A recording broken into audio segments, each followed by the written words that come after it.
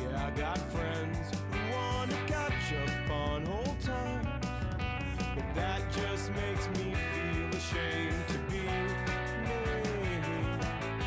Now, I got friends who wanna relive the past and deify memories, and they just scream to me that if you don't die young, you gotta live too long. If you don't die young, you gotta live too long. You gotta live too long. On the stoop of the apartment next to my shitty job, an old friend passed me on the street today. Hey, I said hello and tried to catch up on old times. She walked the other way, and maybe I seemed to scream that if I got cancer or somebody shot me, I'd be like a child or something. Ask the doctors to do me favors and cross my fingers and hope it gets better. Like a broken record, I seem to scream that if you don't die young, you gotta live too long. Yeah, if you don't die young, you gotta live too long.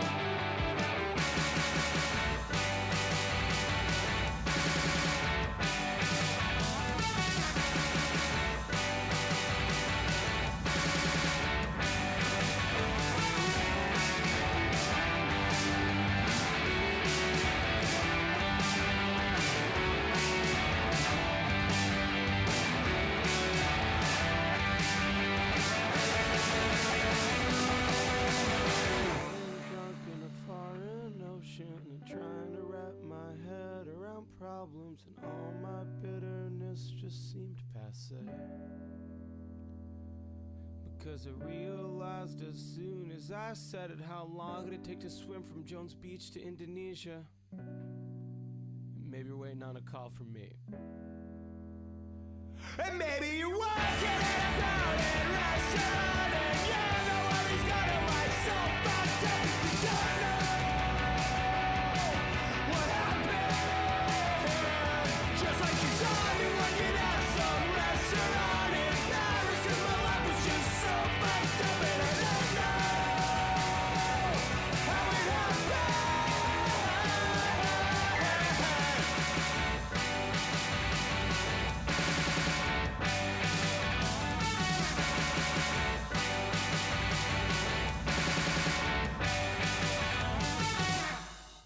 Good evening. Good evening. I am one step closer to death, one step nearer the end. How are we doing? I swear, I have I linked up my OBS finally to YouTube, and it is just like chaos now. I was like, I should have done that. Should have just lived with the weird little fucking pop-up every time. Right, okay.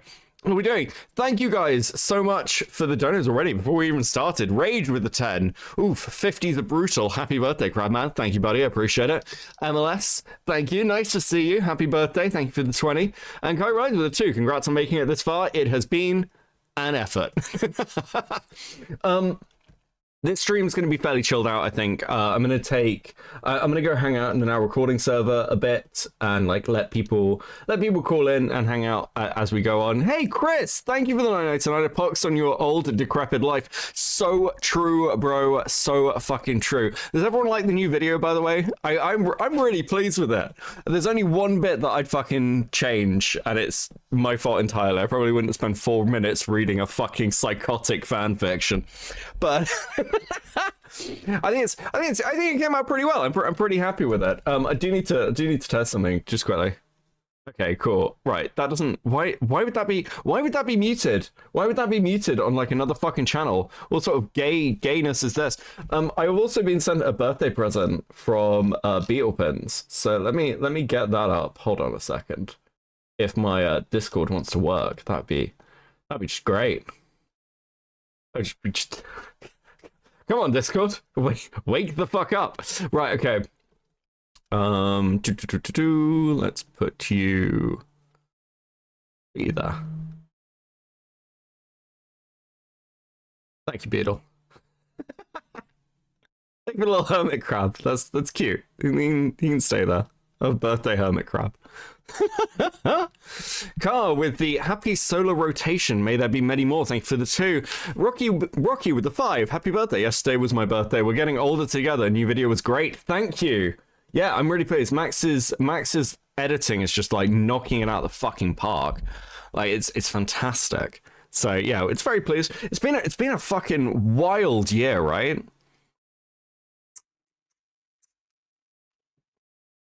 I can't believe it. Because this channel started in November last year. Like that was like our first video went up. So it's been a year. A year. Fucking hell. Old man Max in this true. I accused Tommy of this earlier. I phoned into Tommy True. I've been very good of like when I've popped up in streams today of like not being like, it's my birthday. No, it's making me attention. Yeah, we might take a look at Harmful Opinions video. There's also a new interview with some of the Mrbeast staff out, and I'm kind of interested now. I'll level with you guys. I've been talking like behind the scenes to another YouTuber, one of the people who's not like commentary community, and we get on quite well, but we have spoken every day this week pretty much about this fucking Mrbeast story. So by the time I went to have a convo with Tommy, it's not that I'm turning against Soggy or anything. I don't want it read that way, but there is more here, and I think it's fine to look at that. I think it's legitimate to ask those kind of questions. I'm not surprised people are. So yeah, it's an interesting one. I will say this. I am still looking at the Mrbeast stuff alongside looking at Dogpack, and there is a particular bit that's come out of this story where I'm like, oh, God, that was a shitty thing that Jimmy did. And the question I have is, it is really coming down to, is this Mrbeast the company we're talking about, or Jimmy? And I think that kind of matters if we're going to talk about the business stuff. And maybe that's just maybe I just need to be dragged along by the fucking nose and go, fucking have to talk about it. So that's how I'm feeling. But at the same time, I meant what I said on Tommy's. I would burn an awful lot of people on the pyre of taking that dog back. That's my bias. I'll be honest about it. Fuck it.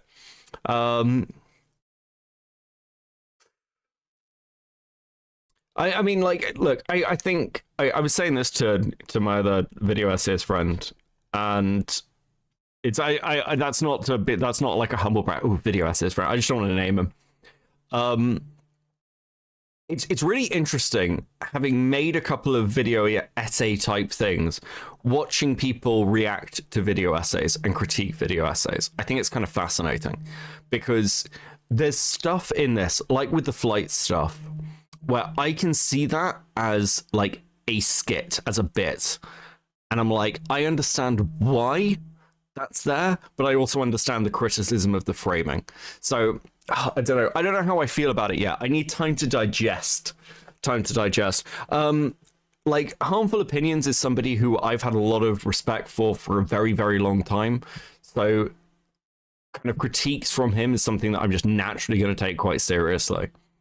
Vaginal expulsion day. Thank you. I appreciate that.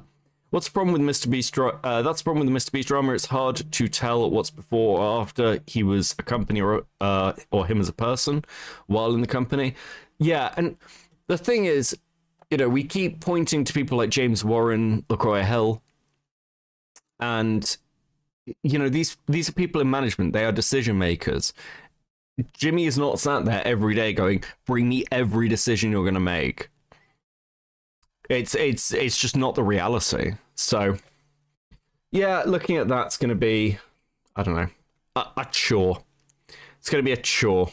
I wish my fucking, I'm having this weird thing where I constantly like my web browser's constantly like dying. It's painful. Becca, how old are you? Are you finally at the age where liking animated children would seem weird?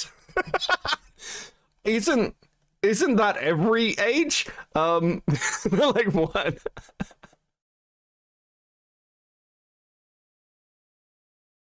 The fuck? How old am I? I'm old enough to know better.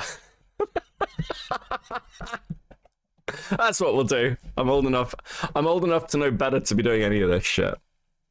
God, I get some weird claims about my age. I've heard everything from I'm clearly in my 40s to like I'm like 22. I'm not 22, but I'm very flattered by the accusation.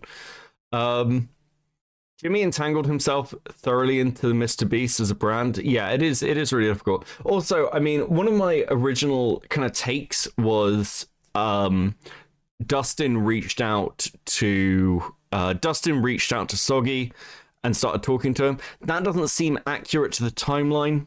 It seems that Mrbeast followed Soggy and then Dustin reached out. And also, look, I can understand Mrbeast commenting on Soggy's video. I can actually even understand Mrbeast DMing it to YouTubers and being like, have a look at this. I actually get that. I'm gonna steal somebody's take. It's Max's take, but I broadly speaking agreed with it already. In that, like, this is, hey guys, how we doing? I'll be in the Discord in bed. Welcome in now, recording. Broadly speaking, I agree with this is the response. Like the Soggy video is probably the most thorough response video we're gonna get from the Mrbeast side. But previously I was like, that's just like good, it's just like Mrbeast has this, that's fine. He wants to promote it as kind of the debunk of Dogpack. But then I see all these other interviews coming out. I see the Cold Ones thing that just came out, the Ronaldo stuff. It's just the timing of all this coming out from Jimmy, and it is from Jimmy at once, is a little bit like, fuck. I wanted something, I want this to be clean, and it's not. And it's not clean. And Tommy is right in saying it's not fucking clean. I agree with him. So that doesn't mean I agree with him wholeheartedly. I think that many of the things that Soggy said are backed up with, good evidence. And I will say this about the testimonies. Whether you like it or hate it, the testimonies are there for you to critique, and I think that's worth noting. Like, even if you don't like them, you can go, well, we don't think this part's honest because of the biases. I think that's useful. Oh, Willie with the 4.99. Q plus funny warriors will take over in Trump's America. Also, happy birthday, Daywalker. Thank you, much appreciated. Right, okay. I'm gonna jump into the now recording. But where are we going? Where am I gonna go?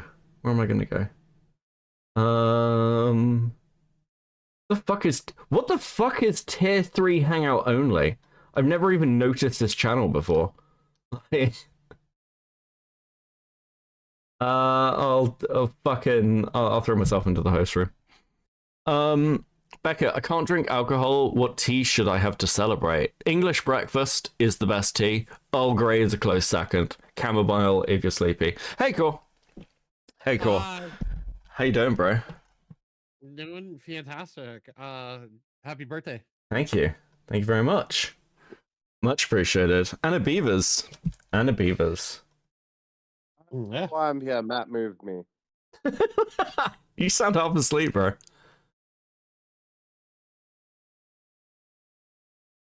Okay. I know. Beavers, riveting content. Yeah, no, it's banging. I love it. I really need to change my profile for this server. How was the rest of the... Go on. We have 17 categories now for Spurgys. I'll be back. My internet shit. We have 17? Jesus fucking Christ. Yes. We'll be able to handle it. Don't worry. It was a breeze last year. It's just going to be as good this year, I hope. Oh, Mitch, thank you for the 20. Happy birthday, Brett. Much appreciated. I can see my stream elements now. It's quite nice. Good. You can send me stuff on Stream Elements. How great is that? Is TTS on? No. Can I? Oh, damn it! I was gonna do L. No, I'll never put on TTS. Oh, right, yeah, yes, fucking. I think the Spurgys is gonna be good. I think we got some good nominations. I think Boblax is gonna sweep. I think Boblax is gonna sweep like people have swept for Boblax. That's my take. We did. I think when you left, it was Spurgys newcomer. I think we did that, right? Who was that? And then we did Cumin, Food Shops, Burn, Scally, Given Ant, Cathonic, Doomer Media. Does Food Shops count? Because Food Shops isn't even an entity anymore. Hasn't Food Shops? I thought Food Shops has quit. Let's have a look. I kind of thought. I have no fucking clue. I kind of thought Food Shops had quit. Actually, let me have a look. Let me see. Food Shops streamer. Didn't they cover us for a long time? Yeah, they hit us. I can't even find Food Shop's channel. Hey!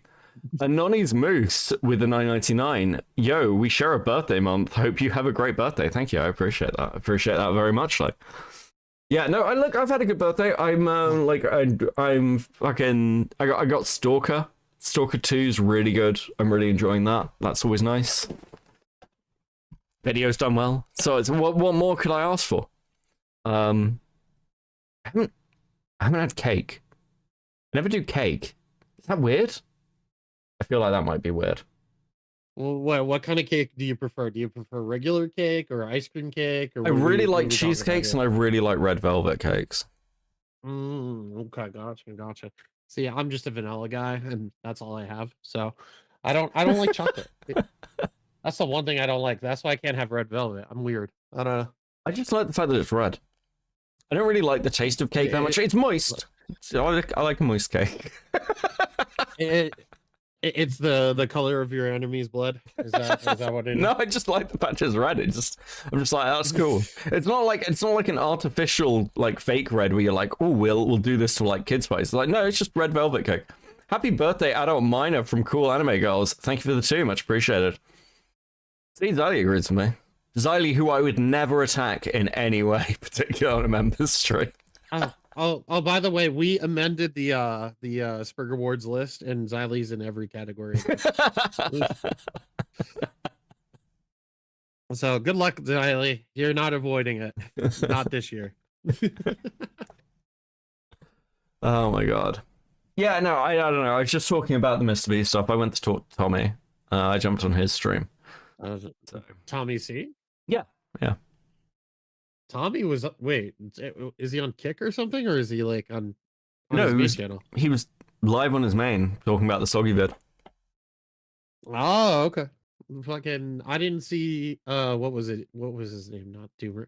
Why am I thinking Doomer Media? Not Doomer Media. The guy that covered Soggy. Nick? Yes. No. The one that made the refute video that Tommy was covering today. Oh, Harmful Opinions. Harmful Opinions. Yeah. Yeah, I mean, I like Harmful. And you know, like, fuck, it's really difficult as well. You know, when you see somebody, you know, when you get somebody who's like really good at betting on horses, and they're like, they've done all the research and they usually got good instincts.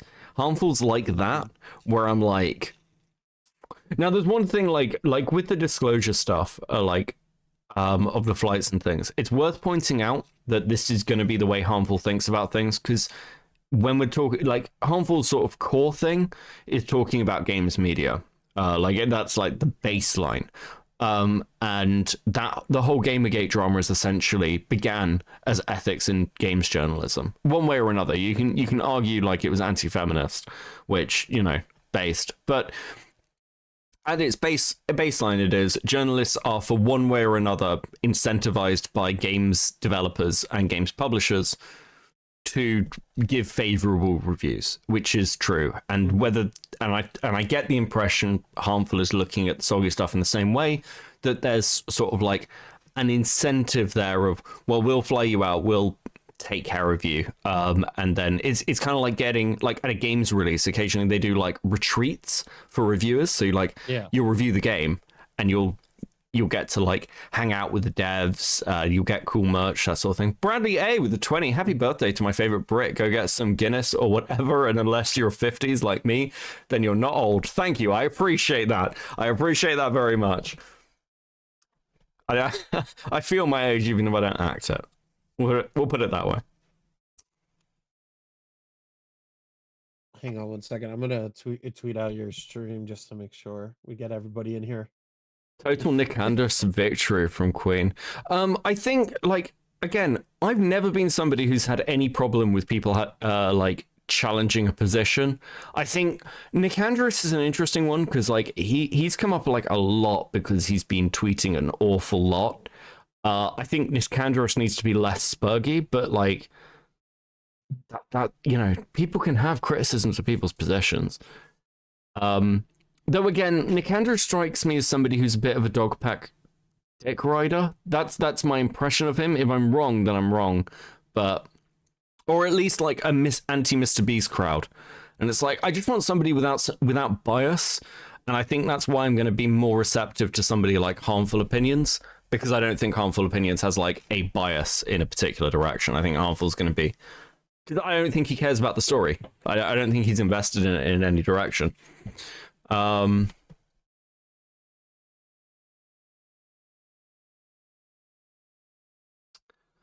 But yeah, we'll see. I'm prepared to look at it. I'm quite happy to look at it. I think again, broadly, you know, Tommy's usually pretty smart with these.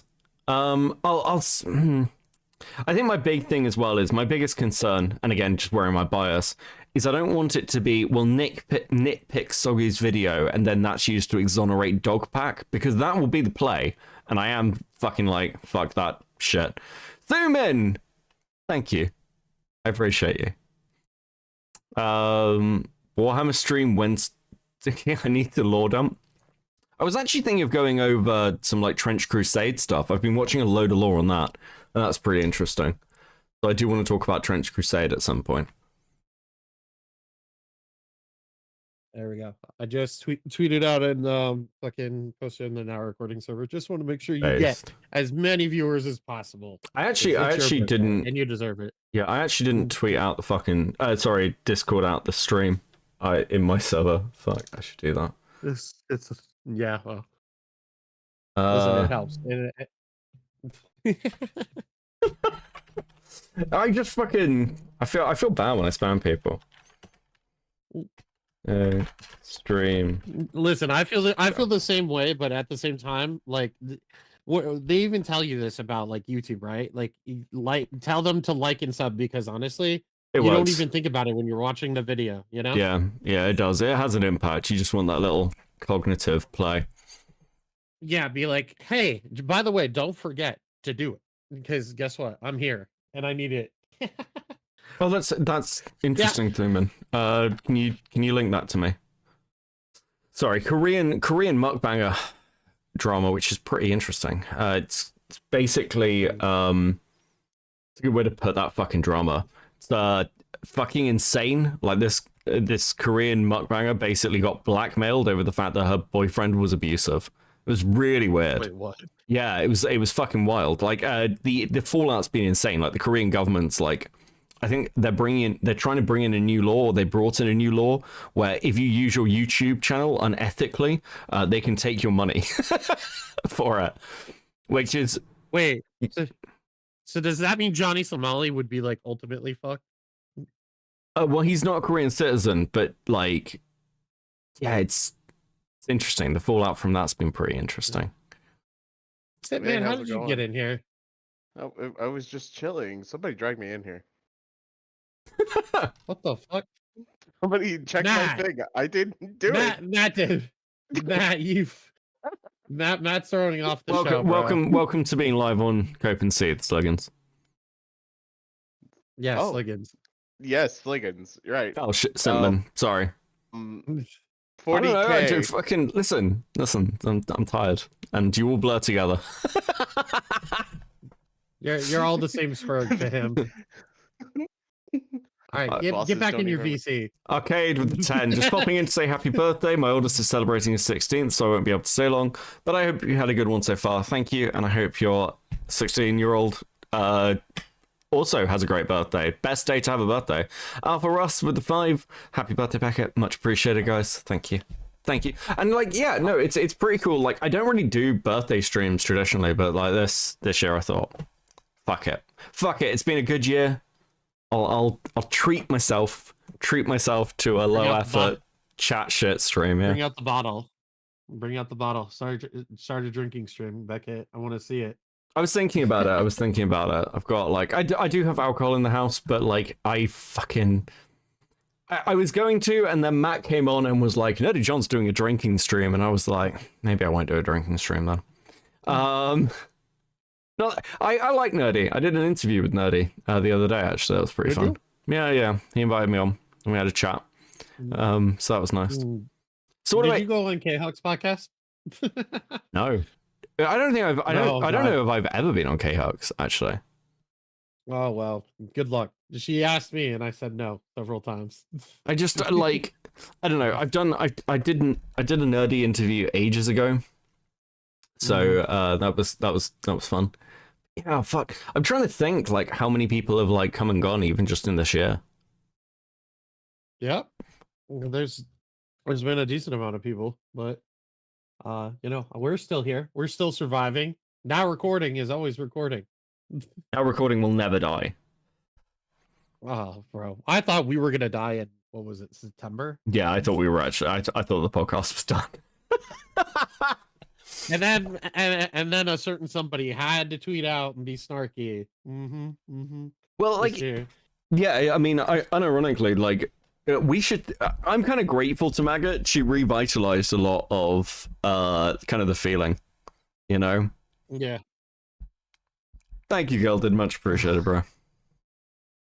I hate Gilda's name. I hate looking at his profile picture and seeing he's a piece of poop. Exactly. I don't know why. You're a piece of shit. Oh god. So you excited for the Spurgys? Okay, so yes and no. I'm not. So here's what happens, Beckett, and this is your first Spurgys, right? This is the first time you'll be experiencing it. Okay, so it's called the fallout from the Spurgys. Okay, people get offended and people get butthurt, and they're like, I was voted on an award show, and they subtweet and shit like that, and then it's all the aftermath that becomes the problem. So, but it's fun to do. I love doing it. I think it's the best thing that we do. I think it's interesting that like last year, I remember because we put Riveter versus Slug on there. He really wanted to win a Spurgy. Didn't he win one last year, actually? Yes. It was like Wholesome or something like that. Yeah, and it's just like, I don't want to win an internet award. I think that's like the worst. I don't like, it's like all the like streamer award things where like they just like fucking Rising Star and all this for like the Twitch awards, whatever, whoever the fuck does that. And I'm just like, do you really want an award? Do you? Is that a thing that's important to you? Ellington moves with the 20. Happy birthday. Here's money to feed the Jenny. Thank you, Ellington. I appreciate you. I will say this. Actually, just sorry, completely cutting her off. It was quite cool to make a video and be able to have the molding members at the end of it. I quite like that. That was pretty. I was a good feeling. I like being able to put people's names at the end of things. Beckett gets Tard Wrangler Award. Fuck, I failed at Tard Wrangling. We should have done that. Every Tard I have tried to wrangle has like either been like fucking obliterated, or they've either been obliterated, or they're still being a retard. I don't know what else to say. Bestian Beavers, welcome in. How you doing, guys? I got coffee. Hold on, I'm gonna put. You know what they did to me last year in the Spurgys, Bestie? What we do? What we're doing this year? It wasn't you. It was Matthew. Do you know what he did to me last year, I know. Bestie? Yeah, I know. I've heard the story. Yes. He is he rigs, okay? That's all I'm gonna say. I'm He Tyson, rigs. and everything's about me all the time. I have said this before. The other members go against this narrative, not Matt. On them, right? Is we only nominated Xylee for the categories where she legitimately could have won. All right? Oh, Yes, yeah, and but as Matt, they were doing no. Because as they were voting, that's when Matt just strategically made sure to say my name over and over again as people were voting. Sorry, there's a dog. She's been talking about this for like a year, guys. Like, Yes. It Yes. has. It I think has she been really here. wanted to win. Yeah, I think she's No, I depressed. didn't. Uh-huh. I think I And still think we should name an award after Xylee. Yeah, No, the Xylee absolutely Award. not. Also, Absolutely Sliggins, not. thank you for the That's- 5. Much appreciated. the And Southern two- Belle Award. No, ew, I'm not a Southern Belle. Ew. Okay, so what we that do? would be funny. So what we do is we make the Xylee I Award. think it's rather sexist that y'all have a Spurgiest woman, but you don't have a Spurgiest man award. Well, Oh, that's Spurg of the Year. That's Yeah. Spurg of What? the year. When do you think a woman is ever going to win Spurg of the Year? she won the first year. Wait, Oh, did they? who was Who won first, Spurg Jess? of the Year the Pizzle, first year? Jessica Pizzle won Spurg of the Year 2 years ago. Wow, Beavers, and that's on your show. And I Nice sound one, different Beavers. because I'm on a laptop and a little headset. Okay, leave me alone. Jessica Pizzle had like the Thank underdog. you, She Vinskis. came out of nowhere. Fucking won that thing. Yeah, I don't know why we put it on there. Shouldn't have done that. No, she had a bad year. She had a really bad He year. did have a really bad year. I remember that year. Okay, that- so that- here's my thing, right? That was the Xylee year you never made her got a cry, right, Spurgy. Matt? Yeah. Xylee never got a Spurgy. So what we do is No. we create an award. We call it the Xylee Award, and we purely give it to Xylee for Every being year. Xylee. Right? No. But then next year, right, we find the worst human being on the fucking internet and we give them the Xylee Award. It should be the Hey Y'all Award. Hey, Why y'all. do I even talk to y'all? Period, I don't point blank, understand why I period. even- Point blank period award. You know what, Ooh, Bestie? Ooh, You're- period, oh my point blank, God. period. We give it to best Google Doc of the year. We call it the Xylee. Actually, do you know what we haven't done, which we should? Best Xylee Imitator Award, and go through all the yeah, that's fake what I was Xylee about Get to Real say. accounts. That'd be so good. All right, that was. I was thinking best Xylee knockoff. Best Xylee knockoff. Oh, the winner is that's Kai I hate all of you. I do. I Kirok's truly like, hate thank you. you for choosing me. I just want to say period, point blank period, y'all. You owe her $5 now. So because I've never watched the Spurgys. Like, I've seen like clips. Do you actually like invite the winners up on stream? Yes. Yes. Yeah. So Right. you're just gonna The first invite year- Bo Blacks wholesale? Just be like, just Yes. sit in VC. Yes. Yep. Yeah. Yep. Yeah. The first year we did it, we had people come and present, but that was just too much. It was too many logistics trying to get I had a whole group chat, and it was just too crazy. So now we It was just present. fun, We though. present. We do like taking turns present awards, and whoever Uh-huh. wins can come on and accept it. Sounds And there's good. time to get prepared if you're nominated because there's a whole poll. So like, Who did we won last year and they didn't come on? Tipster won everything. Yeah. Tipster literally Do you like re- had a The clean sweep. tips to sweep. Yeah. I do think you remember- Thuman has the right idea. Thuman said Xylee should get the best commentary girl award. Thank you, Thuman. No, that's not even true. Yeah. Who's the That's best I would say commentary girl? true. Vangelina. Christ. She's not in this community. I tried. Probably Frankie. need to Jessica bring her Well, in. Frankie. Frankie. She's not in Yeah, this if- community either. She does art. Yeah, but she's orbited now recording, so like Yeah. like if Frankie had like a Yeah. Spurg moment, she'd probably be nominated, but she hasn't. done Honestly, anything Frankie crazy. is better than me. So really, I would vote for Frankie. Not gonna lie, I love Frankie. Like, can we vote for Peaches? I think she brought the content this year. She's Yeah. nominated. Yeah. Bitches is nominated. Fuck. I mean, this year's really hard because the drama's just been so fucking every Oh, it's gonna be a single Bo Black day. sweep. It's gonna be a Bo Black sweep. Yeah, I think know that's it just is. the It's gonna be easiest way to do full-blown it. Bo Yeah. Black sweep. I think you know, people like fuck. It's yeah, you can't compete with that. I hope I hope Bo Blacks wins BPD Girl of the Year. What I He's like not gonna about get the nominated. Spurgys, He's not gonna get what I- nominated. what I like about the Spurgys is that we get to like revisit everything in the past year and like kind of relive those like moments, even though they were like isolated, for those like small periods of time. I think it's going to be really, really interesting to see what the audience says though. That's like Spurg of the year, you know? Yeah. Yeah. So stupid. Fuck you, Beavers.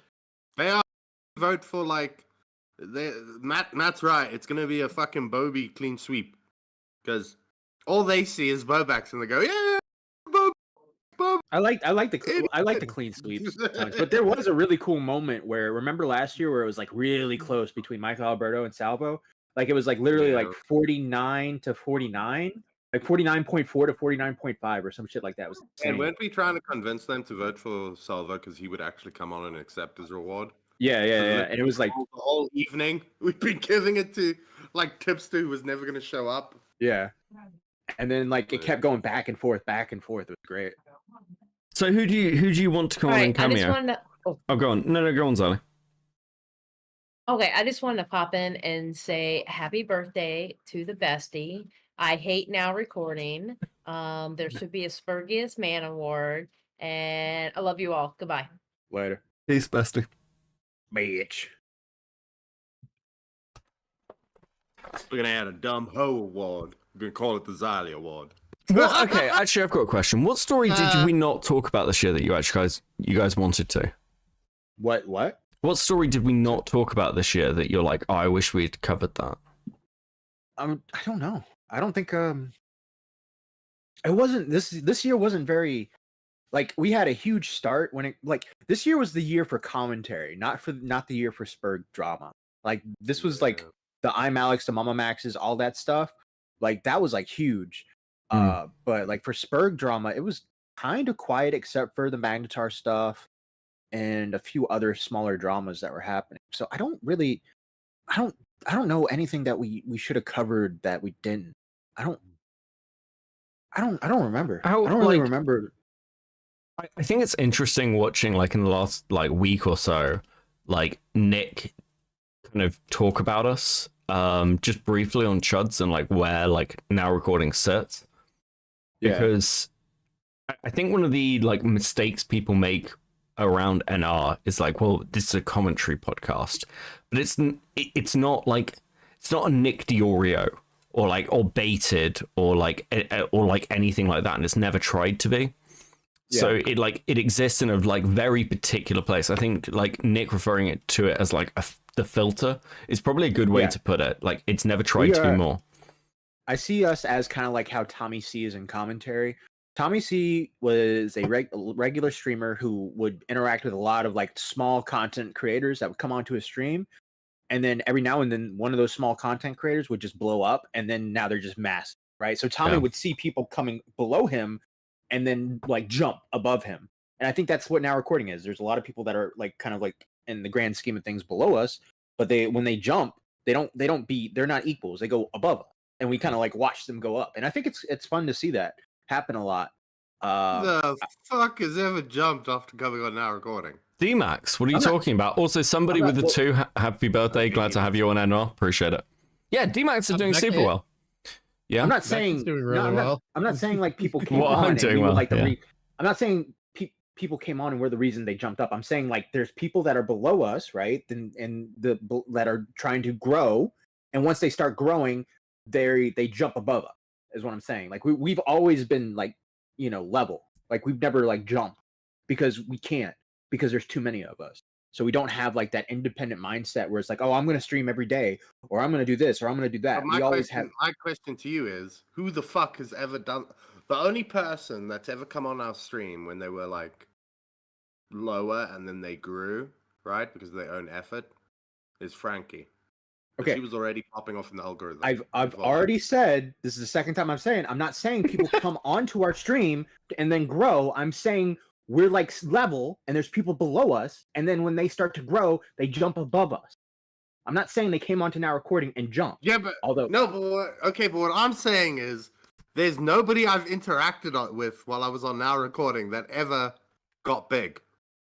Literally, Frankie. You just said Frankie. But Frankie was already growing. But Frankie was already growing. No, they were at like 2,000 subscribers when they came on to Now Recording, and now they're like 300. Okay, they had 2K subs when they came on Now Recording, but their videos were already popping off in the algorithm. They were destined for heights.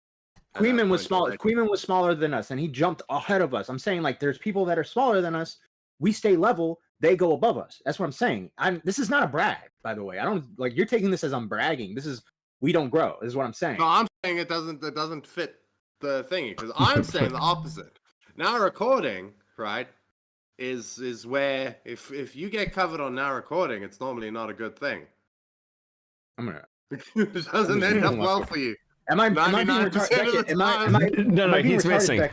He's missing the point. Right. It's not about us covering. It's not about us covering people. It's people who like appear on the scene and like there's a trajectory of appearing on the like commentary scene because there's so much networking, and they'll sort of interact with commentary hell briefly or the odd person from it. Then they'll interact a little bit with the next stage up, and then they'll jump to like the higher stages. And because we're the filter stage, like we'll see people at, like while they're in the commentary hell that nobody will really remember other than us, and then we'll watch them jump above us. That's what Matt's saying.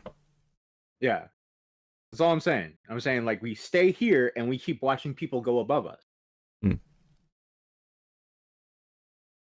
I must have been blind.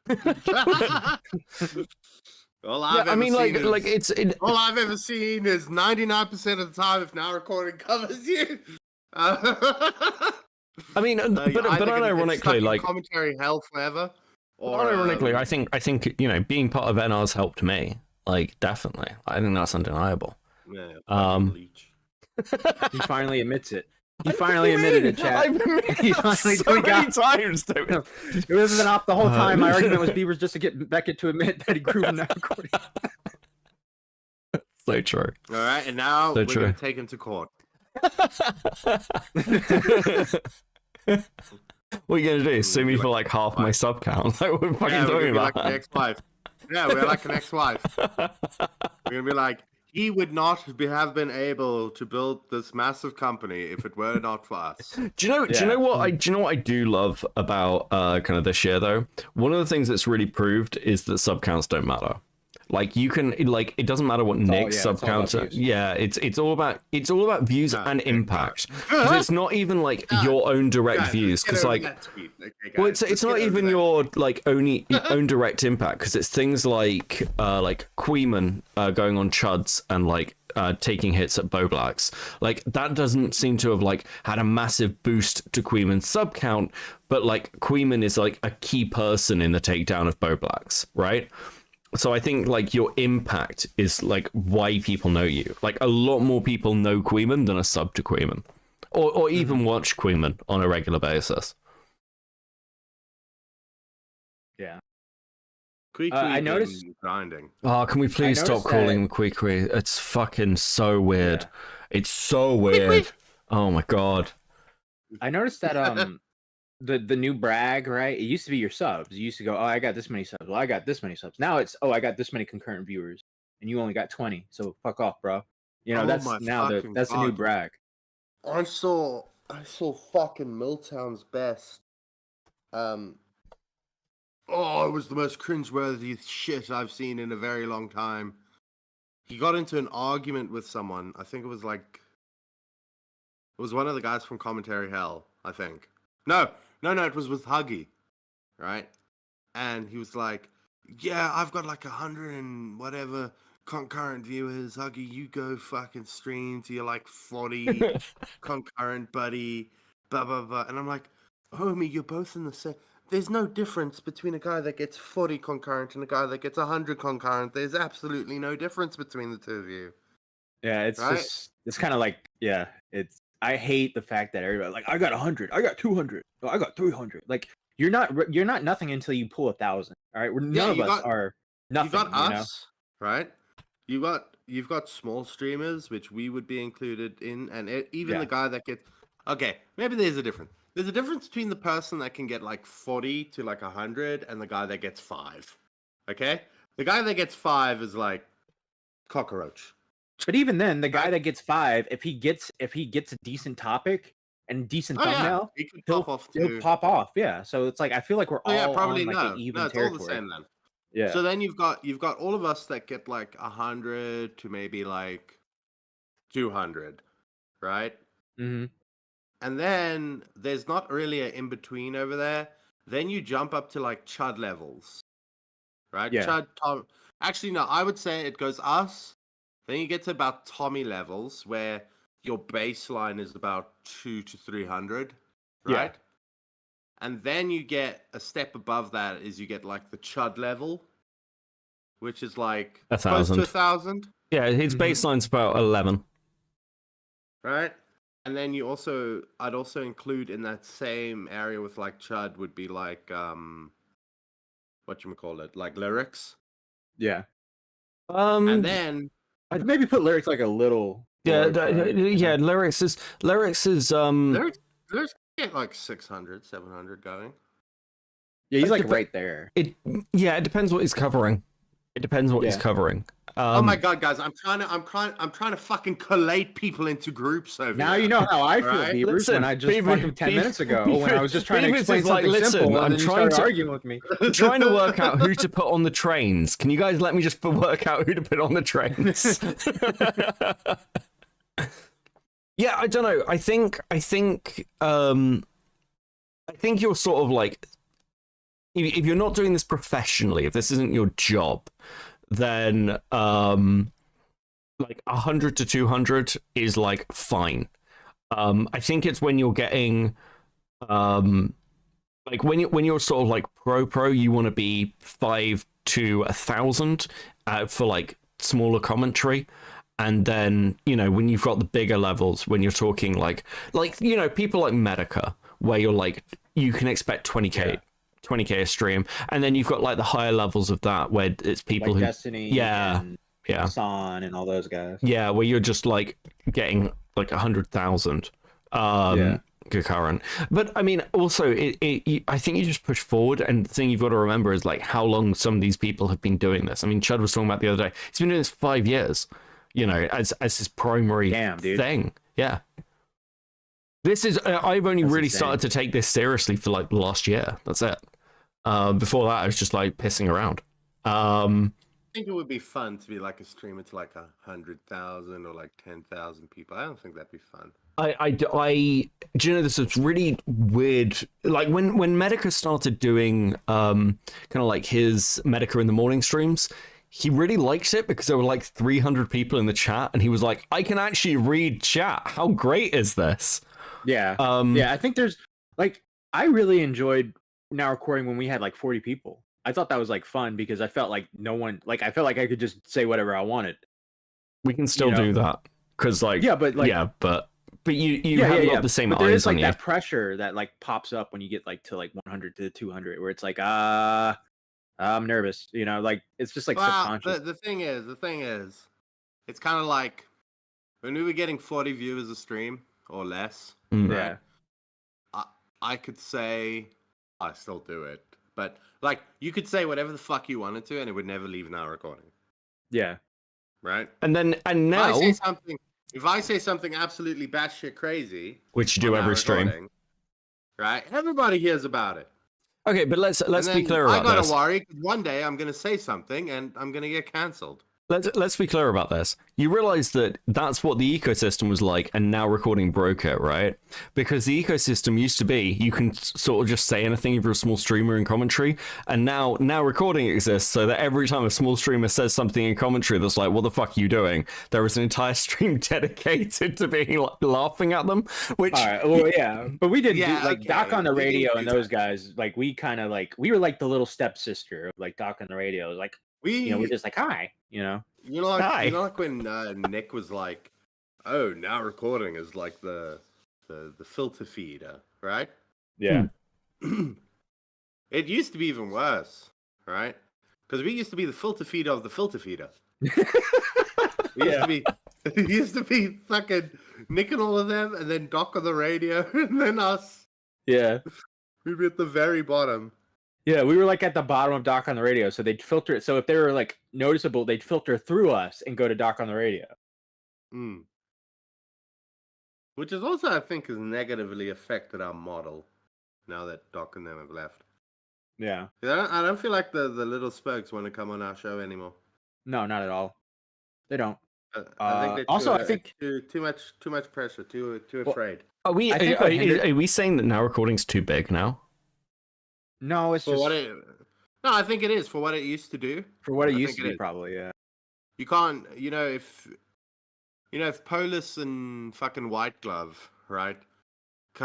When they came onto our stream way back when, or an episode, it was very contained. There'd be like probably no like backlash, right? Nobody was gonna pick it up.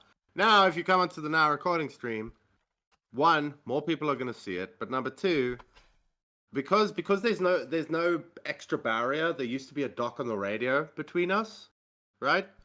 People like the Queequees, or a Chud or whatever, could pick up the story. You know what I mean?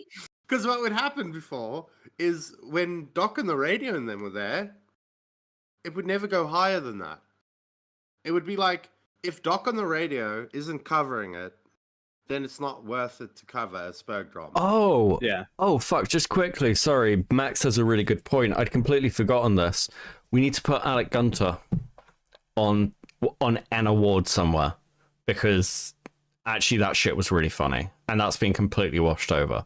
Which one was the Alex Gunther one? So the Alec Gunter one was Alec Gunter came out with a video attacking Queeman. He tried to big bro Queeman on sub numbers because he was looking at Lyrics because he was looking at Lyric's second channel, and he kept calling Lyrics like a child and then making weird sex jokes about him, and got completely blown out of the water by Kristen Ark. That was legitimately quite funny.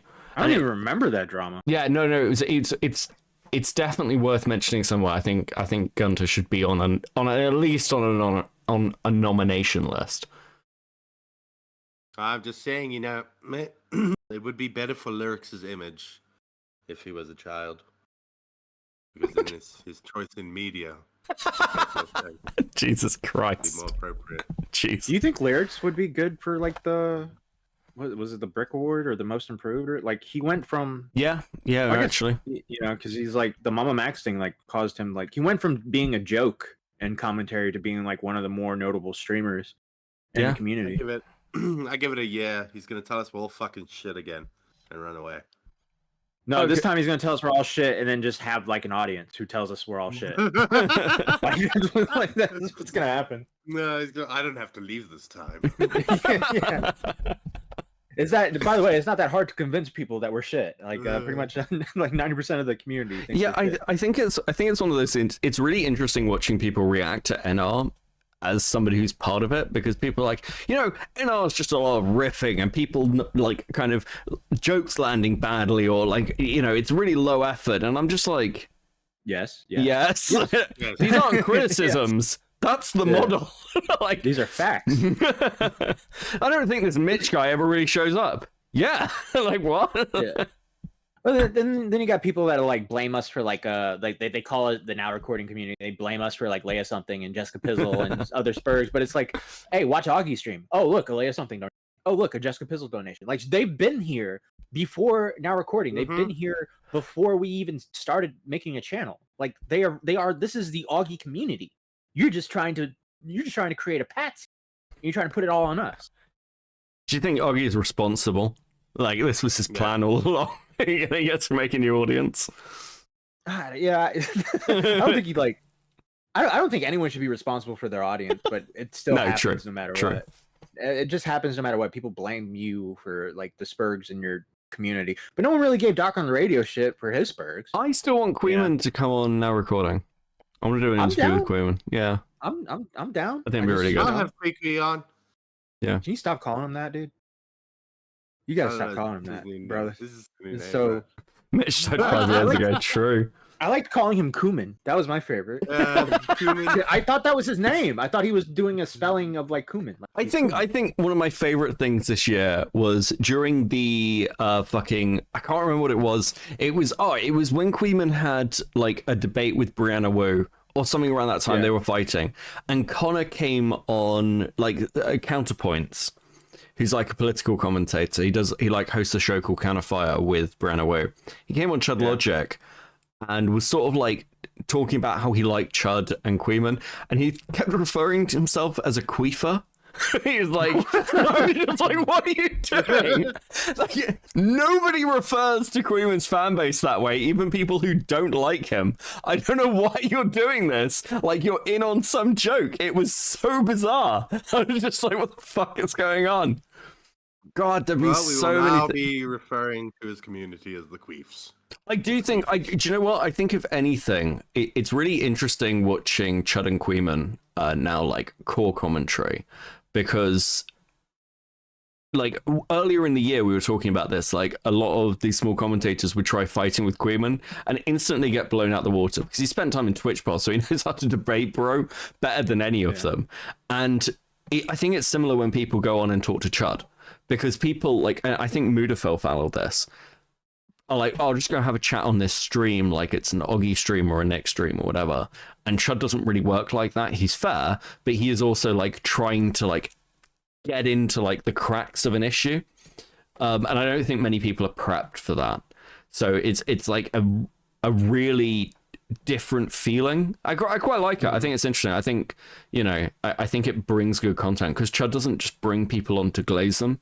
He'll bring people on and be like, I like you, but also, what about this fucking question? Which I think's, you know, that's one guy I still like. The reason, like, Sintman saying like, why didn't you have Queeman? Like, the idea when we were still doing recorded episodes was I wanted to interview Chud first and then interview Queeman, and we just never could schedule. We couldn't schedule anything. And I realized that doing recorded episodes is just a pain in the ass, because we just can't schedule it together. Yeah, we'll see. It just makes more work. Yeah, we'll see where things are with next year. Like, I think the problem is, like, it's fine if we can find a time when all of us are around together. But like, especially like kind of midway through this year, everyone just got super busy. You were burnt out. And it was. And I also have like I have like an anxiety with interviews, because there's been a lot of situations where I'm aware of the drama. I'm getting this guy to come on for an interview, but Beavers, Mitch, Core, Toxic have no idea who this guy is. And so like there's like pressure to be like, I gotta like take the reins and make sure. That's why kind of Beckett, that's why you kind of came on, is because like there was a way for like you to explain stuff that I wasn't really aware of, and then Beavers and everybody else could react to it. So when we do interviews, it's kind of difficult, because like it's like I have to like remind all the other guys like who this person is, and sometimes they get, you know, they don't care. I mean, so I think the cool thing is, and like when we were going through this process of like when you were burnt out and weren't around, I was like, I'm uncomfortable, because I don't want to be like, I don't want to be the voice of Now Recording. I never want to be seen that way. This is like our show, and I didn't want to be Matt's replacement. It's just, and it's fine like when we flip formats up and stuff, but like I think the show works because everyone has like an identity within it. Like, and I think, I think all of us are aware of that. I think that's nice. Yeah. You know, but there's been interviews where I've overreached, right? And I organize an interview and I bring in my co-host and they have no idea what the fuck is going on. And then they're just annoyed because that's just you booking shitty people to interview. Well, I wouldn't say they were shitty. I'm just saying it was just not the drama you guys were into. That's like that time you thought it would be a fucking, no offense, okay? No offense. But that was like the time that you thought it would be a good idea to have fucking Stardust, and that's the one I'm referring to where I overreached, you know? Yeah. That was dog shit. That was so bad. It got almost 3,000 views though. So okay. Maybe me and Mitch were just too stupid to be on that episode. I mean, but again, that was. I mean, I've made this mistake with NR stuff where it's like, I'm trying to get every piece of the law, and that's just not the point. Like, I think you look at certain things, it's like, well, this bit is wrong. It's like, it doesn't matter as long as it's funny and enjoyable. Like, as long as you're not getting like something incredibly wrong and you're like slandering somebody. Like, if you're coming to NR for news, maybe you're a little out of your mind. I don't know. Yeah. That's why I don't think Now Recording has an actual community. Most of the people that watch us watch other streamers like Nick and Augie and all those guys, and they get like the idea of what's going on. So then we can kind of just like riff and bullshit about a topic rather than have to like jump in and get the I's dotted, the T's crossed, and go step by step on what's going on. Because that shit's exhausting, you know? So yeah, it's good to just like bullshit about a topic. Well, it's also like, if you want to find out about a topic, go watch the actual person's video. Go watch somebody else. Go watch somebody else tell you what that person said. You know what I mean? Yeah, it's like, I don't want to watch the video and then go watch somebody else's video. Like, and be I don't want to talk about the ins and outs of like the Lav Loon drama. I just want to like say she's hot and third she's Lav, first, you know? Yeah. Fuck. That being said, okay. Why are people sweeping so hard for the Soggy person? I'm so out of the loop. I have no idea what you're talking about. So why are they sweeping? But it's the third time I say this. I went on Tommy's earlier to talk to him about it because so for those coming in late, like the Soggy stuff's been really interesting. I've been talking to another friend of mine who's like video essayist, but he's like outside commentary, and he's quite interested in the Mrbeast stuff. And Tommy's perspective is that the Soggy calls his credibility into question by not pushing hard enough with the interviews, not digging deep enough for the questions, and essentially allowing himself to be used by Mrbeast to provide like a response, which is, you know, something Max and I talked about as well.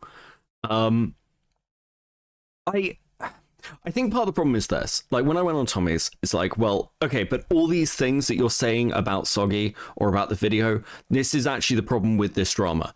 Loads of people have biases. It's almost impossible at this point to get an unbiased take out of anyone, even the commentators, because all of us are so fucking pissed off. And from Tommy's perspective, it's like, yeah, but that doesn't matter, because like if Soggy is not credible and you can't quote these testimonies accurately because essentially they are PR pieces, then that's an issue, and commentary normally wouldn't accept that. We'd be more critical of it, but because we're also pissed at Dogpack, we're like being nicer to this video than we would be previously, would be normally. And I think there's some truth to that. It's an absolutely awful video. I don't know. Okay, and not just from the standpoint of the interviews being bad and stuff like that, right? Every time he makes an argument, he makes it from a place of emotion. Every time. See, okay, so I'd push back on. I don't think that's true. And like there are, I think there are separate parts to Soggy's video that you have to look at. You know why you don't think that? Because he cut that section out. Wait, which section? The one where he what do you call it? What's that thing? Do you mean the cam section? Yeah, the cam section. Okay. Let's. That video reads incredibly different if you include that, because he makes slightly true. Emotional arguments, and then there's a huge one which is basically just a "fuck you, I don't like you," and then he continues to No, hold on. That wasn't Soggy's point. But if you take that piece out, people just no. Hold on. That wasn't Soggy's point. Soggy's point with the Cam Nugget stuff was holding Dogpack and Rosanna to the standards that they are trying to hold everyone involved in that group chat that they were reading out to when they said that everyone involved in this is like complicit. That's just by knowing it exists. Because that was their argument. He made that argument badly. And he shouldn't have said what he did about Cam Nuggets. I've been very clear about this. As funny as it is to watch Cam Nuggets cope over false allegations, because they are false allegations, because, you know, Cam Nuggets has had no problem spreading misinformation himself. But I want to be clear. There is a difference here between the stuff that is from testimony and the stuff where Soggy is digging into the statements Dogpack makes. Now, Tommy is fine making the argument, well, you know, the yacht thing is minor, or like certain parts of this minor, because I make those arguments. I don't care whether Mr. Beast signed a t-shirt or not. I just don't fucking care. But when you're looking at this wider story, part of the problem is that so much shit has been thrown out that Soggy's video has to respond to an awful lot. And while Soggy is making emotional arguments with like, what's the harm done? Like, oh my God, you know, this took money away from charities and stuff from the impacts. And I accept that. That's because the staging for this drama, driven by Dogpack and others, is emotional. Dogpack's position is essentially a virtue signal position, and Soggy's video, rightly or wrongly, is a response to that. Again, if you're going to have these criticisms for Soggy, and I'm not talking about like Harmful and Tommy here, I'm talking about the people who are going to go after this video and pick it apart because they want to go after Mr. Beast. I just want some fucking consistency. I think Tommy is consistent. I think it's I do. I actually do care about this story. But I don't care about any of the people involved in this. I haven't been following the story. Hey, shut up! Right? Shut the fuck up! Shut up! Oompaville just released the interview right now. Wait, what? Oompaville just released it on YouTube right now. It's on YouTube. Okay. Thank you, Smaggle. Oh, that lispy bastard just told me to shut up. Oh, I have like a primal urge, right? It's like fucking throttle him or throw him into a ditch. Okay. Okay, look. We're gonna finish this conversation and then we're gonna watch the Oompaville video, okay? So what I will say is this. I don't necessarily like I think it's completely reasonable to question this stuff. I think people are going to want to sweep for Soggy quite reasonably because a lot of us have a vested interest in telling the Dogpack side to fuck off. Like I'll happily admit my bias. I will burn many people on the pyre to take down Dogpack because fuck this guy. And like you should read what I say as that bias. I've been pretty fucking open about it. But yes, I think it is reasonable to look at Soggy's video and like critique it. Now, okay. Right, let me share this by screen. the way, last thing about the Mr. Beast stuff, okay, is I'm getting a little bit sick of people just every time Mr. Beast does something, okay, they just go, oh, it's just ignorance, just to know. I can't wait till the crypto thing turns out where people are just going to be like, well, I mean, he literally did. He said in his fucking video, he was like, you know. He could have known. Yeah, this is the problem, and ignorance, but we're never going to know. And because of the accusations thrown against him, this is what I've said. Because of the accusations thrown against him, at this point, you have to have more than just I think. I've got a lot of I thinks right now. Like I've got stuff that I think Jimmy did that was actually probably really fucking unethical. But I only think that. I can't prove it. Anyway, right? Okay, we're gonna have a watch this video. Right. Yeah, I just want to say, how long are you streaming, Beckett? We'll probably get through this video. We'll see what it's like, and then go from there. I'm probably gonna pop out for a bit, because I've been waiting for this patiently waiting for this Mr. Beast drama to die for like 6 months, and it hasn't. But I know nothing. I don't know what I'm talking. Like I don't know anything about the drama. So I'm just gonna pop out for a bit, but I will pop back in later. Okay. Peace, bro. Yep. Bye. Are you gonna sue Dogpack?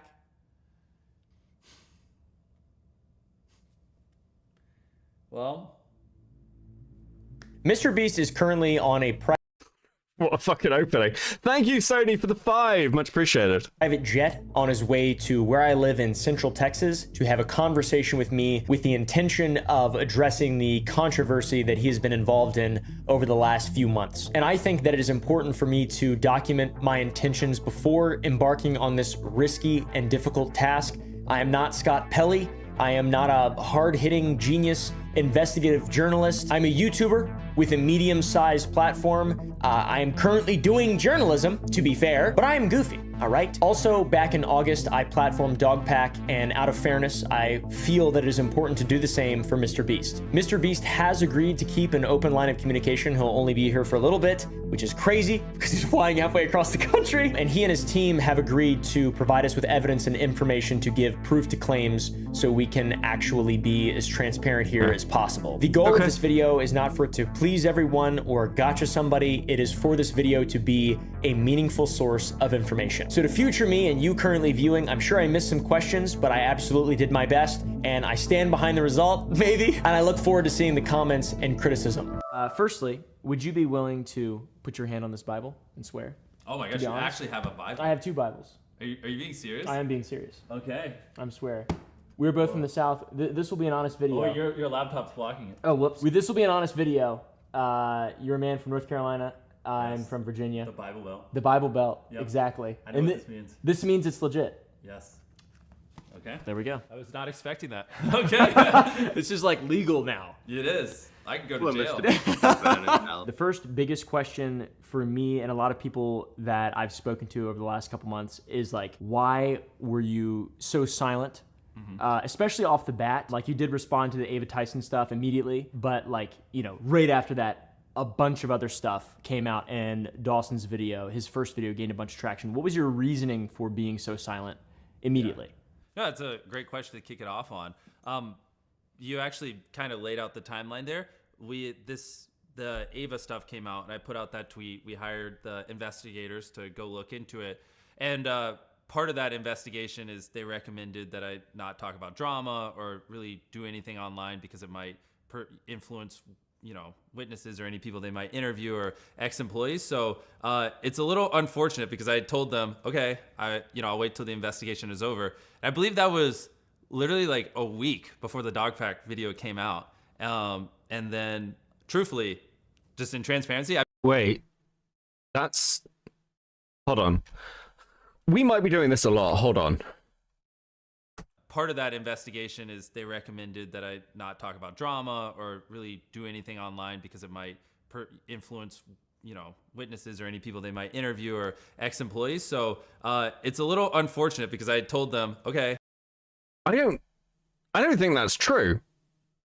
No. That's not true. What the fuck? No, because Dogpack's first video came out, and then he was demanding that Chris Tyson be held to account, or he'd release a second one. Chris Tyson was removed, and he released it anyway. That was the timeline, right? Because that was on the Reddits. Can someone check that for me? I don't think that's an accurate timeline of that at all. I'm not saying that.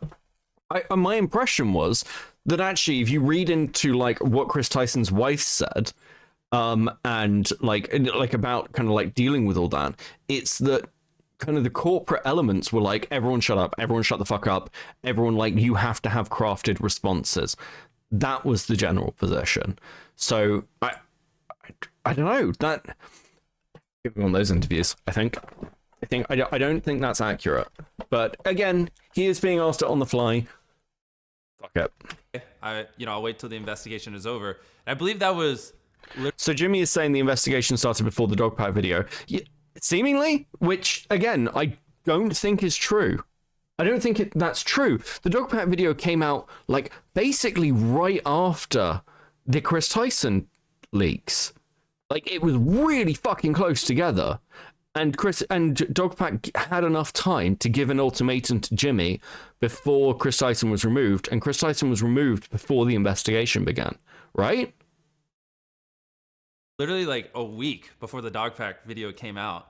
And then, truthfully, my timeline could be I've off. Never done one of these like big investigations before, and in my head, it was gonna last like 2 or 3 weeks. It ended up taking a couple months. Mm-hmm. Apparently, combing through all the documents and doing all the interviews and everything just took way longer than I thought because I've never had to bring in a top tier law firm and a former federal prosecutor and let him, do this really big thing. And so that kind of concluded a couple weeks ago when I put out the tweet of the follow-up. Yeah. Like, that was the day I got the conclusion of it. And I was like, okay, in transparency, I'll throw this out. So up until that point, it was, I had told Quinn Emanuel that, to protect the integrity, I wouldn't do anything or engage in any of this drama.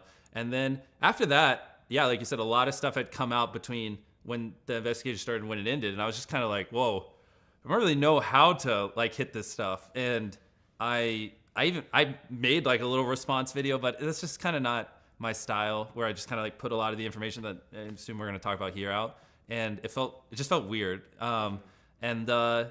Yeah, I mean, truthfully, I've never been in a situation where people have thrown this much stuff at me, and I definitely could have handled it better. Like, I probably should have, like, the second I could have talked, like, I don't remember the exact date, 2 or 3 weeks ago when we put that report out, probably should have done something like this right then. If I could go back in time, I would. And yeah, that's kind of like the brain dump, and then here I am. Yeah, so I was gonna ask you. I mean, yeah, that's fair. It doesn't surprise me. He's always been golden child, so I don't know. Fucking, it's always been wild to me that a company that is essentially like an internet company doesn't seem to understand how internet commentary works. Shouldn't that be like a core part of your fucking like strategy to know how like internet stories like function? There's a really interesting thing that's happened recently. Well, I mean, okay, it's not, but it should be, and you'd expect. No, it doesn't have to be. Like, have you ever criticized Mrbeast on like Twitter? No. No. Like, I'm with you, but like, if you just donate eyes and legs to cripples, right, and you give away money to like really poor people, I think Mrbeast could rape somebody in the street and people would be fine with it. Well, I mean, it's okay. So it's like it's an interesting one with this. So like, recently, like the new Wicked film is coming out, and the actress for that found herself in hot water because someone did a fan edit of the poster to make it look more like the musical, and she like fucking went for this person. And Critical Drinker did a video on it, which was like pretty on point actually. Which is, there's a basic rule to this stuff of if you're a celebrity, maybe shut the fuck up. But if you're an internet celebrity, there are like particular ways you should be handling things, and like giving out like press statements that look like press statements probably is not going to work for you. And my argument would be that Mrbeast should know that. Like that should be something he understands, because again, he's not new to the internet. There can't be much crossover with Mrbeast viewers and commentary. Well, I mean, again, you can say that, but there's plenty of crossover between Shadman and the commentary community. Like, clearly, and again, you can say about the viewership, but it's not like Mrbeast doesn't know Keemstar, okay? So it's not like commentary is an unknown world to him. He's clearly aware of it, and he's clearly aware of internet drama. So, I don't know. I think some of it's like the corporate meeting world. Anyway, let's keep going. You answered it towards the end, but like, do you regret that? Obviously. Yeah. If I could go back in time, I would do what we're doing here, because I assume this is like the correct format. It's going to be a little bit more free flowing and natural, and I wouldn't have wasted so much time like trying to do a response. It's just not my thing. I like so much better. Or I'm assuming. I mean, we just started, but I think I'm gonna like so much better being asked the questions and answer it instead of just like sitting in a chair like this answering it. It just feels a little more natural. Got you. Yeah, I mean that definitely, you know, that does line up obviously with what's happened, and it makes sense. And I definitely, you know, I feel like, you know, before talking to you, I definitely would imagine that you would regret have not making a response early. Oh, right? 100%. Like that, because you could have just immediately, if there is information to debunk Dogpack's his first video off the bat. Yeah, which obviously had so much disinformation in it. If anyone saw Soggy's video or any of the newer videos now coming out, like you would see so much. So much of it. So it's unfortunate that it happened on the back end of when I said I would not talk about or address drama and things. And I mean, there's obviously, should have done this sooner. Whoops. But hey, better late than never. Yeah. Did you think it would get this big? No, I mean, truthfully, I thought, like, if you watch Soggy's video or any of these other videos that are coming out now showing all the discrepancies, I honestly thought a lot of people would find, like, the information proving the dishonesty If you watch earlier. Soggy's video, because a lot of this could have been, just figured out. it's like if you watch Soggy's video. Soggy's video. Because, you know, like, I flew Soggy out and, like... Yeah.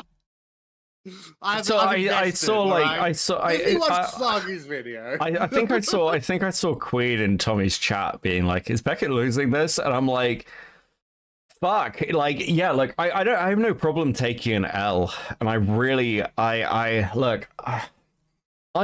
my core criticisms with people like Dogpack is not that they have an axe to grind, because I've said this all through the Lio Convoy drama. Having an axe to grind does not make you wrong.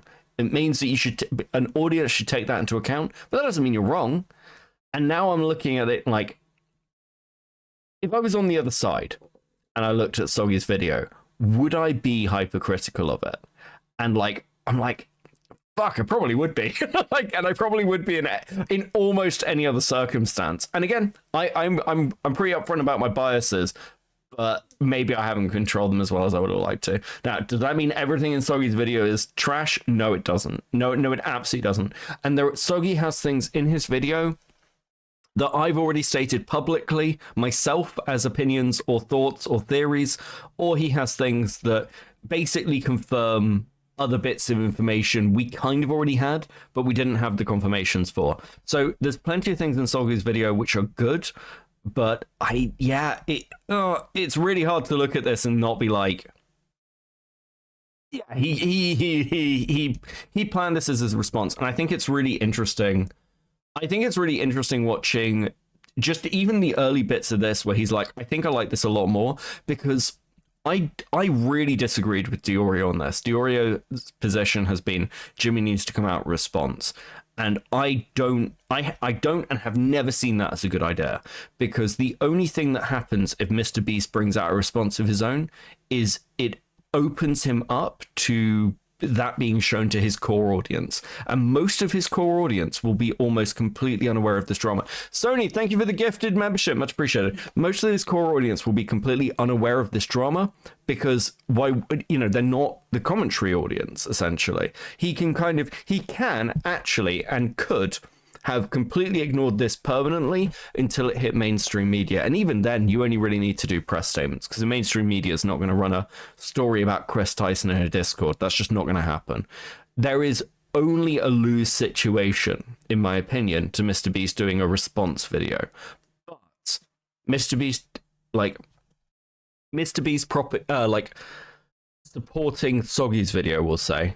I want to be, that's probably not even the right language, and I'm trying, but doing that with Soggy's video, doing this interview are much more sensible response things. But knowing that is, I'm getting, like, even at this point, I'm like, fuck. Especially because he's responding now in the Oompaville video after Soggy's released their video, where he makes a whole bunch of emotional arguments, and he makes Dogpack look like a clown, right? Which he is. Yeah. But like the way that he goes about it is he's very emotive. He's very, look at this fucking see kind of deal, right? See, and now he's riding that wave. He's riding that wave. He's like, I don't know. There's another element to this as well of just the timing of it all. Soggy's video comes out, then Mrbeast is like chatting with Pegasus and dips in the Pegasus stuff. Doesn't go with Nick's recommendation from Gamer from Mars. And then you're also looking at, and I mean, like, my advice to an awful lot of people, generally speaking, is listen to Nick Diorio. But, and then you see like the other stuff coming out, like the Cold Ones episode, this other interview with a load of other Mrbeast employees who were in Soggy's video, the fucking Ronaldo stuff. And I'm like, fuck. Okay, well, now it does look like it was planned, because you're dropping all this stuff at once to ride the wave off the Soggy video. That's how it looks. I don't really... Again, the problem is, if you're like... You could say, well, it's just a coincidence. It's just when they were ready to come out. It's like, well, we know that you're tactical, because you have a lot of lawyers and other people looking at this, thinking about how your response is going to work. Yeah. Again, on the flip side of that is, if you are willing to admit that Mrbeast can be tactical, right? Sure. Then also, I don't think that this whole "he was just ignorant of everything, guys" excuse really flies, because I don't think he's that dumb. I don't think he is either. I do think there's the argument of, a CEO is not going to know. Jimmy's not going to know everything that goes on in the company. That's why he hires other people. It's got a fair amount of people in it. Yeah. Just quickly, Jesus, I don't know what, like, ARSs, but 500. Thank you so much. I imagine that's like 500 50. guns. I imagine that's like 50. 500 guns. But thank you. That's amazing. Hi, B. Thank you very much. Much appreciated, Kegonator. 07. 500 ARs. I don't know what AR is, but I like it. We're gonna Argentinian. go take out a school on a. Meant to say happy birthday. Gotta go right now. No, I appreciate it. Thank you so much for dropping by. Much Wow, appreciated. 50 cents. You made 50 cents United States. Congratulations. Wait, is that what it is? Well, thank Yeah. you regardless. God, I hope that's true. That's fucking hilarious. I know, look, there's 500 of it and it's pink. I like it. I'm happy with it. Okay. Google. A lot of this could. And now, I also have to be clear. Like, I'm not perfect, and I'm not saying I've never done anything wrong, and you can't criticize me. Like, there are things I deserve criticism for, and I'm sure we'll get to some of those things in here. But there are a lot of things that are just not true, and on those things, like, I mean, we'll just get to it throughout this because I'm sure you're gonna ask me the questions. But there's just a lot of disinformation that was easily proven. Like the big one that videos with tens of millions of views collectively, claiming I called a guy Delaware because he committed a crime in Delaware. Like, that is not true. His name was just Delaware. I didn't, call him Delaware to make fun of him or anything. And, I'm sure you're going to ask about it later, yeah. but there's literally, he was in a video before I hired him working at Best Buy wearing a name tag that said Delaware. And that was public information. And anyone could have saw that. Even during when that was getting shared a lot a couple months ago, I even sent that to a couple of YouTubers. I was like, hey, just so you know, I didn't call him. Interesting. Baron with the 10. Thank you. I skipped to the part where he responds to Chris Tyson stuff. I'd recommend that you have a photo of the Mrbeast in the room with the Shadman poster ready to compare what he says. Thank you. Yeah, no, that very much sticks in my mind. Okay. This is really. I have a counter argument. Sure. Right to this thing, is that I get that. Okay, I can completely understand that the guy's nickname or his name on his tag when you worked with him at Best Buy was fucking Delaware, right? But surely at some point you made him sign an employment contract. So surely at some point, he's just said that his name was just Delaware, right? He's always been Delaware. Nobody fucking asked him at any point when. That's why I think the story comes from, right? They would have seen his employment contract or something along those lines. His fucking license is, oh, well, your name's actually Stephen blah, blah, blah. Well, okay. Why are you called Delaware? I think part of this as well is, what's a good way to put this? The Delaware stuff is really fucking weird because it was so, even if Jimmy knew this, then why didn't Jimmy come out and tell Jake the Viking to fuck off? Or at least threaten a cease and desist? Because it's are you referencing your own brother? At what level is, Jimmy responding? This bothers me because that clip is Nick DiOrio's clip. That's Nick DiOrio's point. That's Soggy's point. It's okay, sure, I get it. Yes, Delaware is his fucking name. It's on his shirt. Jake Weddle lied. Jake Weddle's a fucking liar. No fucking shit. Well, yes, why did you work with this guy for so long? Why did you give him 50 grand recently, Jimmy? Why? I don't get it. But also, the stuff you're responding to is the stuff that commentators have dug up and gone, here's the fucking thing. Do you know what?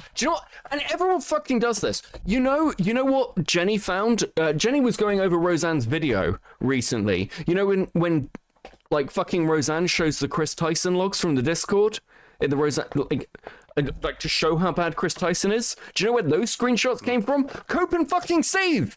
I'm not kidding here, by the way. Jenny went through and checked. They literally use our screenshot for this. So I'm just gonna show you this. So where's my web browser gone? Where's my web browser gone? I just it's bizarre. The whole thing is fucking bizarre. So here's our screenshot. Here's Roseanne's screenshot. I'm just gonna make this big so you guys can see. Okay. Here is Roseanne's screenshot. Okay. You can see the layout and everything else. You can see where it starts with this red text up here and ends at discount milk. Here's our screenshot for it. Same fucking screenshot. Like people who apparently you guys hate, that have been discrediting all of you. You're using like our shit. Like like this whole fucking drama has breastfed off the fucking commentary community, and we get weirdly written out of it. I understand Nick's frustration with this. I'm trying, like, again, that's the game. I don't care if we get forgotten from a drama, because that's the nature of it. It's going to happen to Nick over the Mama Max stuff. Like, you know, he said that. That's the reality. But you guys are using our shit. You're using our arguments, and none of you will fucking talk to us. Like, what? It's so annoying. It's just, I'm just actually annoyed by it. It's fucking gay. It's really, really fucking gay. I don't know why I fucking bother. Okay, that's how I feel. Jesus. Okay. Becca, I want to be a shadow T arms dealer. Listen, I don't want to be the kind of arms dealer where I don't get any credit. I want to be the kind of arms dealer where, like, Cope and Seed is written on the side of the barrel, maybe on the inside, so when, like, fucking customs comes to inspect it and they go, Cope and Seed the beanhead. That's what I want. I don't ask much. I just ask that if you use our shit, at least credit us, even if you hate us. That's it. Listen, I just think, if you hate us, credit us, rather than calling me paid opposition. God, that's actually annoyed me more over time. Anyway, let's go. Delaware, because of this messed up thing, like, that was just his name, and here's proof. And I guess I probably shouldn't say the name of the creators, but like, one of them literally just said to me, like, well, it's not really cool to like you or defend you right now, so I don't really care whether or not it's true, or I don't want to take the video down because then people are gonna think I'm controlled opposition. I was like, whoa. And then also, like, that same Who the fuck said that? That's interesting. photo. Are you gonna, like, throw some things on the screen for them? Definitely. Yeah, so throw it on the screen. That same photo, right after that second dog pack video, started to get traction on Reddit, and saying, like, hey, this is a lie. Jimmy didn't call him Delaware to make fun of him, you know, committing a crime in Delaware. That's just his name. And it got taken down by the mods on r/. Is that true? I've never heard that before. Is that true? What did he say? He said that, like, that picture got fucking it sounds like Pegasus Lamau. Yeah, that picture apparently got traction on Reddit and got taken down. I'd never heard that before. YouTube drama. And that's when I realized, like, oh, anytime there's a post proving, like, that I'm not evil, they were taking it down. So it was a little unfortunate too, because yeah, I wasn't saying anything, and then on Reddit, anytime something was proving that I wasn't evil, or you know, contrarian to what everyone was saying, they were suppressing it or censoring it. Not trying to sound extreme. So you're saying it's like a echo chamber, which, I mean, Reddit r/YouTube drama is. Yeah, I know, but it's unfortunate when there's a post with 10,000 upvotes claiming something false about you, and then everyone, then a couple people are like, wait, that's not true. Here's proof. And then they delete it every time. So then everyone's like, okay, well, then that must be true, because they're also deleting the comments on that post that prove it's not. And so then then it's just like, now, you know, again, I'm not trying to sound extreme, but it's just like, well, you're censoring information. And then that paired with other YouTubers, when I would call them and share it with them, they'd just be like, well, I don't want to be a Mrbeast glazer, so I don't really, they wouldn't say it this direct, but they would just essentially say, like, I don't really care if it's true or not. I'm just going to say what other people say, like, sorry. Do you have evidence of, like, people there being... Oh, just to be clear, I can totally believe that they take it down, or, like, looking at how those mods are, I just hadn't heard that picture had circulated separately. I'd not heard that before. Posts that existed and then didn't exist on Reddit that got... of course. Yeah, okay, I can send you if you'd send me anything. You can throw it up on screen. I mean, that's not like a conspiracy theory. That's of course. Yeah. Just, you know, we can find quite a few. I'm not that good at using Google. So yeah. I'll need you to help me with that. Yeah, so to circle back to the Quinn Emanuel investigation, the big thing on the internet, on Twitter specifically, was that you found yourself to be innocent. Of course, you paid a law firm to find yourself innocent. I saw those memes, yeah. That is the big meme. How would you respond to the allegation that the investigation was biased from the start? Yeah.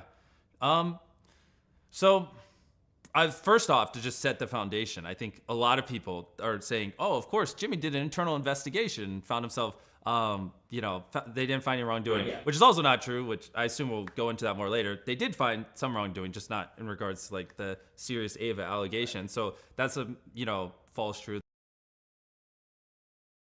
What? They didn't find any wrongdoing, which is also not true. Which I assume we'll go into that more later. They did find some wrongdoing, just not in regards to like the serious Ava allegation. So that's a false truth. And then on top of that, it wasn't an internal investigation. It was an external investigation, which was clearly laid out in the things we showed. Yeah, a third-party investigation. Yeah, exactly. And so, I mean, it is a little bit of a like, a lot of people I saw were saying like, well, you paid them. And it's like, well, yeah, top tier lawyers and federal prosecutors don't work for free, so I have to pay them. Yeah. So I don't really know how to debunk that one. I mean, it just is what it is. But yeah, we hired Quinn Emanuel, which is one of the top law firms in the world. Like, I mean, it was very expensive, but I intentionally picked them because they have a reputation and they're not just going to destroy. Yeah, that's a false truth is an interesting way to put it. I'm okay. Are we getting back on the I hate Mr. Beast train? Is this fucking interview going to make me be like, what the fuck?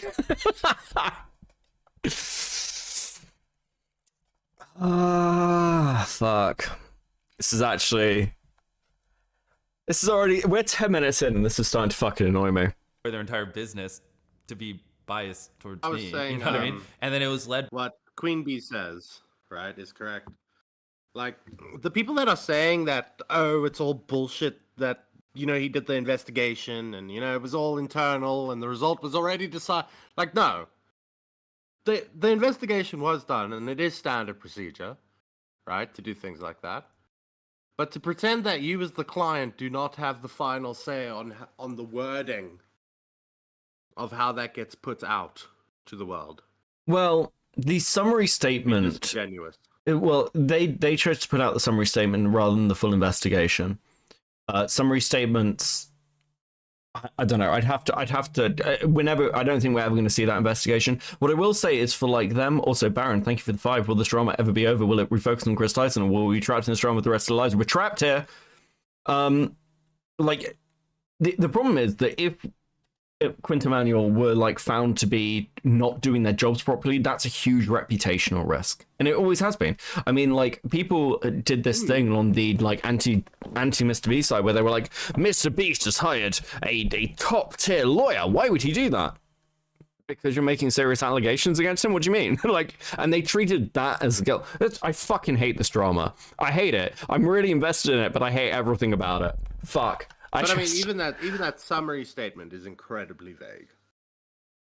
I agree, and I was just like, look, it didn't surprise me. I don't think they're going to come out and be like, hey, we found out that Chris Tyson is at fault. I didn't expect that, but it is vague. And the question is also, like, what were they investigating? Because Chris Tyson's server was not the Mr. Beast server. It was the Chris Tyson server. So does the summary statement exclude what happens in that Discord server? Because Chris Tyson is not necessarily representative of Mr. Beast.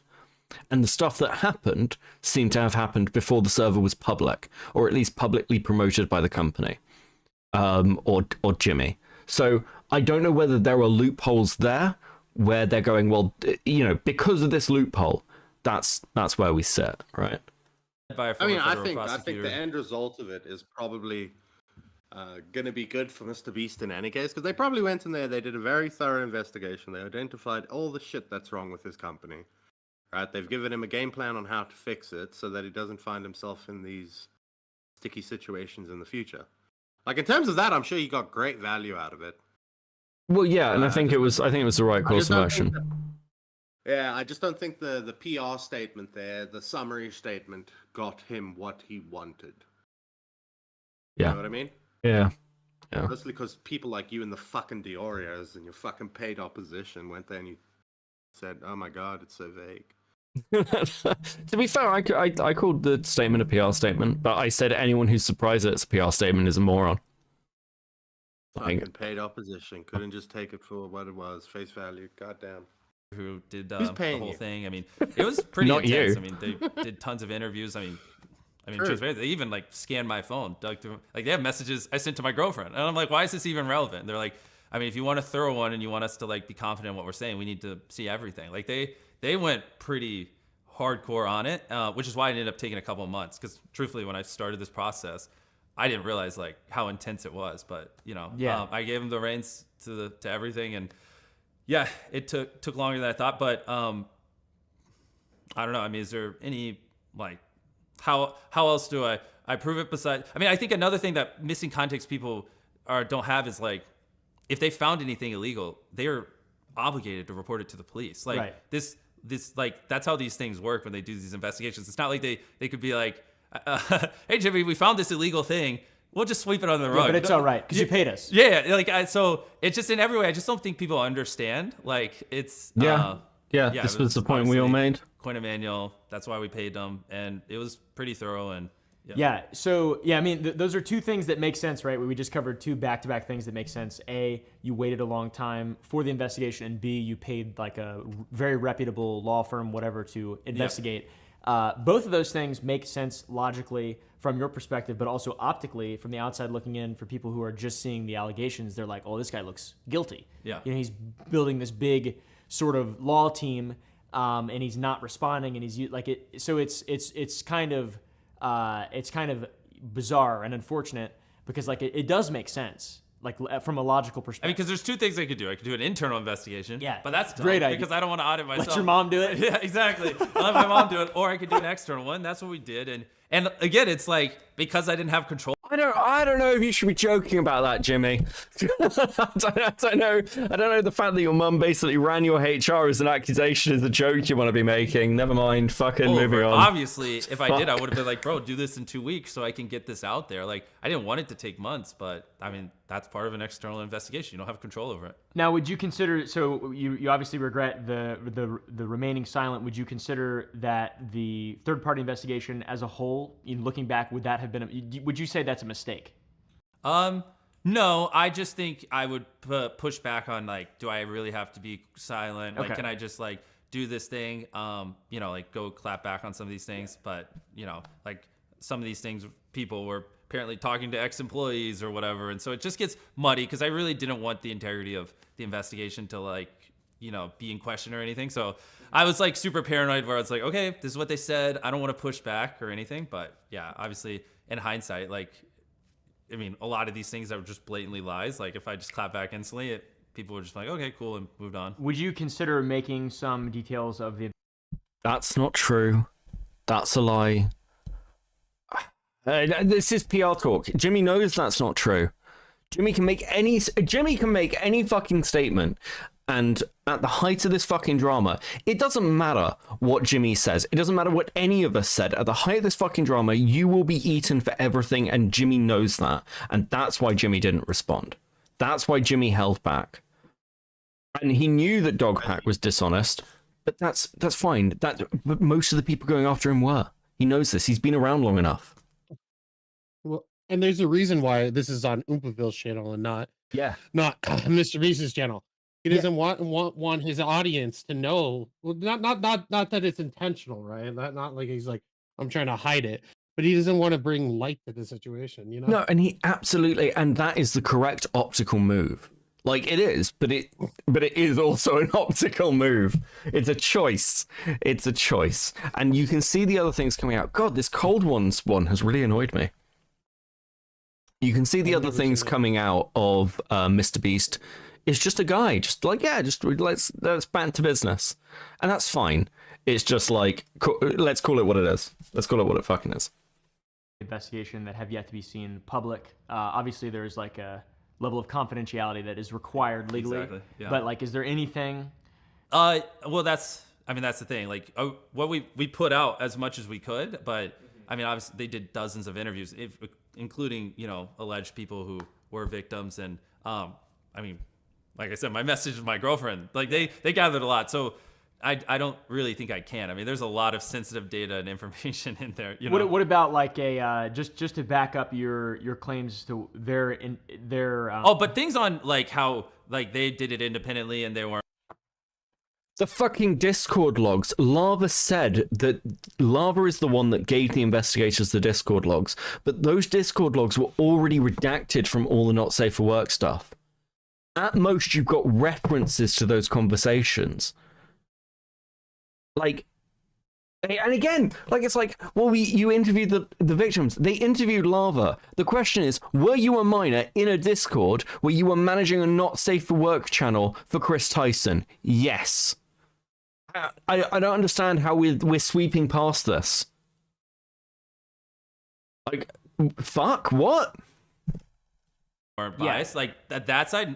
I mean, I don't really know what people would want to see, but yeah, I mean, we can figure it out. Just from what I know about like retainer contracts with lawyers and working with, you know, third-party investigations, things like, which I don't have any experience with anything that big, obviously. Yeah. But maintaining a level of compliance, like, I mean, if there's like a retainer contract, something showing that, you know, you shouldn't. Now, this is where I'm ignorant. Like, I don't even know really what a retainer contract is. But yeah, I mean, like, if there's any way I could, of course. Like your third party saying, Jimmy, don't talk. Like, just basically giving credence to what you're saying, even more so. More evidence of what you're saying. Yeah, I mean, that would be something I'd have to like go talk to the team on. But, yeah, I mean, that would help. If that's something where people desperately want transparency, I mean, yeah, we can figure something out. Yeah, I that would just help me. I'm not sure if people. Honestly, I don't know if people would give a fuck. Yeah, but, I don't know either. I would like, because if people that. are like, we think Quinn Emanuel's biased, like even no matter what I show them, if they think a top tier law firm would willingly potentially tank their rep for me, like I don't know if there's anything that's ever it's to foolish, convince them. Right? Yeah, it is foolish, and it makes sense. But once again, it's like optically, there is a very easy, lowest common denominator way to look at stuff. Yeah. And also, what I would say to those people is, I'm here, so it's not like I'm like, maybe that argument would work if I just never did anything, but I'm here, so. In the lion's den. Yes. Controlled opposition towards me. Hey, also, I'd love to say, I don't know if he's posting this chronologically or whatnot, but I mean, he also did interview Dogpack multiple times. So it's multiple times. Because I could have done this with anyone, but I think this one makes sense because you've literally had the other side on here. So yeah, and also to be clear as well, I have not signed like an NDA or fuck. I mean, there's genuinely nothing that's been signed. You haven't given me $1 million. No. Hey, you should say I haven't given you a penny. A penny. Okay, yeah. You gave me 999. Nothing. You've given me nothing, bro. Yeah. Yeah. It's actually just it's kind of interesting. It really is interesting. This is a bold move. I would consider. It's quite a bold move. And it's even more bold because I'm never vulnerable on camera and like. Yeah. It's from. This is.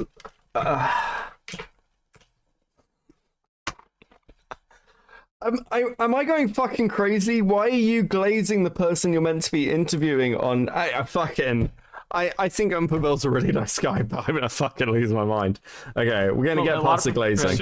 I feel, and it's like shit. Well, yeah. You have to think about it, Becca. He's on the #1 United States fucking YouTuber. You know what I mean? Like yeah, I mean, but this is one of the criticisms. Glaze him a little bit. But this is one of the criticisms towards Soggy. It's like, well, you get followed by Mrbeast, you get access to like this inside side, and that could potentially bias you. And I don't think that's an unreasonable criticism to make. It's like, well, how do you get? Fuck, this should have all been a TV interview. They should have fucking interviewed him like on CNN or something, or Fox News or some shit. Roseanne went on the fucking news. I'll have Roseanne on the fucking news. It's Oompaville, he softballs. Yeah, that's why they picked him. Look, I don't hate him. I don't hate him. It's just I knew what I was gonna get. I'm just getting it. Do you know? Well, and just think, like, you know, he was soft on what was it, Nux, when he was on some ordinary podcast. You know, this isn't unlike Oompaville's character to do this. No, I know. And again, I'm not trying to take shots at Oompaville. I think he's well aware of the criticism that's come at him. He's got the disclaimer that, you know, he's not a journalist. I disagree with medium-sized platform at 5 million subs. I don't think that's particularly accurate, but nonetheless. But yeah, I fucking okay. But yeah, I think it is. If there were a testament, it would be that would be a testament to this being a. Being a meaningful source of information in this video, I feel like. I hope. Yeah. Thank you. Yeah. This is definitely outside my comfort zone, but I think it's important. Yeah. Yeah, cool. Okay, so that's kind of past like the main initial allegations. We can move on to What? sort of corporate culture and HR practices. That's been a big sort of point that a lot of critics have hammered home. Yep. And we're just getting right into the hard-hitting stuff. hell yeah. So According to someone in Chaos, the person who provided the screenshots, the person who downloaded and leaked the Discord logs, was never interviewed. Probably wouldn't have changed anything, though. So I know the person who leaked the Discord. I know the person who logged all of that stuff. Like, as far as I'm aware, that person is kind of just checked out. Okay. So the Discord logs were leaked because of lava. That person who leaked them is not attached to the Mrbeast company. They never worked. I don't think they ever met Jimmy. They were actually not a mod for a particularly huge amount of time for Chris Tyson. They came in much later. They logged the Discord because of something else that happened in it that was nothing to do with Tyson. So it makes sense that they wouldn't be interviewed.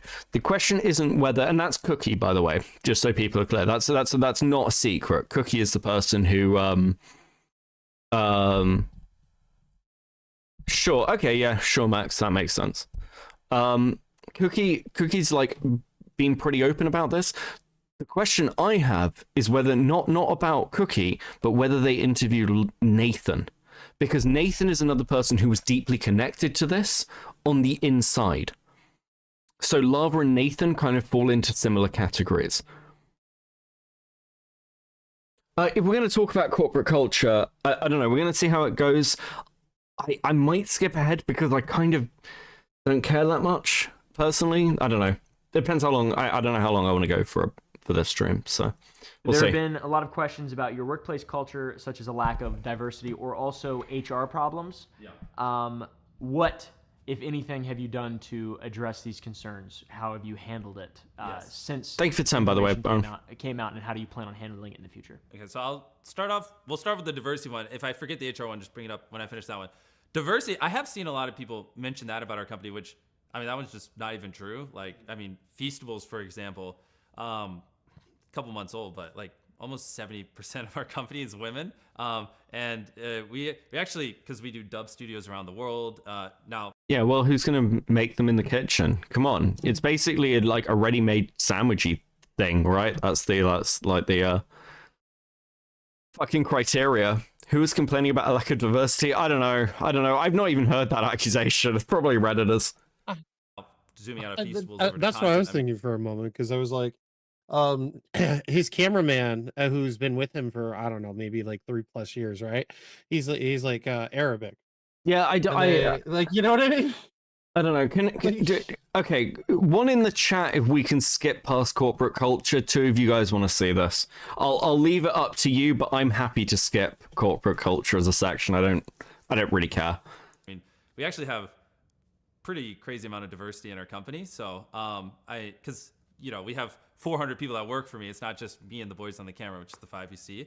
So that one, the few people have claimed that like they don't have any data to back it up. So I guess I probably should have brought some data here. I don't want to just say percentages off the top of my head. If you have, I'm sure you've got some kind of but I really, that one I just don't think is rooted in anything. And then what was the second part? HR, yeah. Okay, cool. We're gonna skip over this. We're just gonna give it 5 minutes. How to properly run a company with hundreds of people and better do it. And having to do payroll and HR, and I'm like, what the fuck? That's good advice. Yes. That's sound advice. I do agree with that. Shocker. Yeah, crazy. The no doesn't mean no policy. Yeah, we've all gone over this. No. What if sometimes we'll extend? It's just sales stuff. Chud was right in his original take. I've said the same thing, just again, not publicly because I never really talked about this stuff, but it's obviously about sales. I don't know what the fuck anyone was talking about, calling it like rape culture, fucking lunatics. That's something. 8 months ago, I would have just responded to a tweet saying my bad and just like re-edited it in YouTube editor and just added a voiceover and it would have been fine.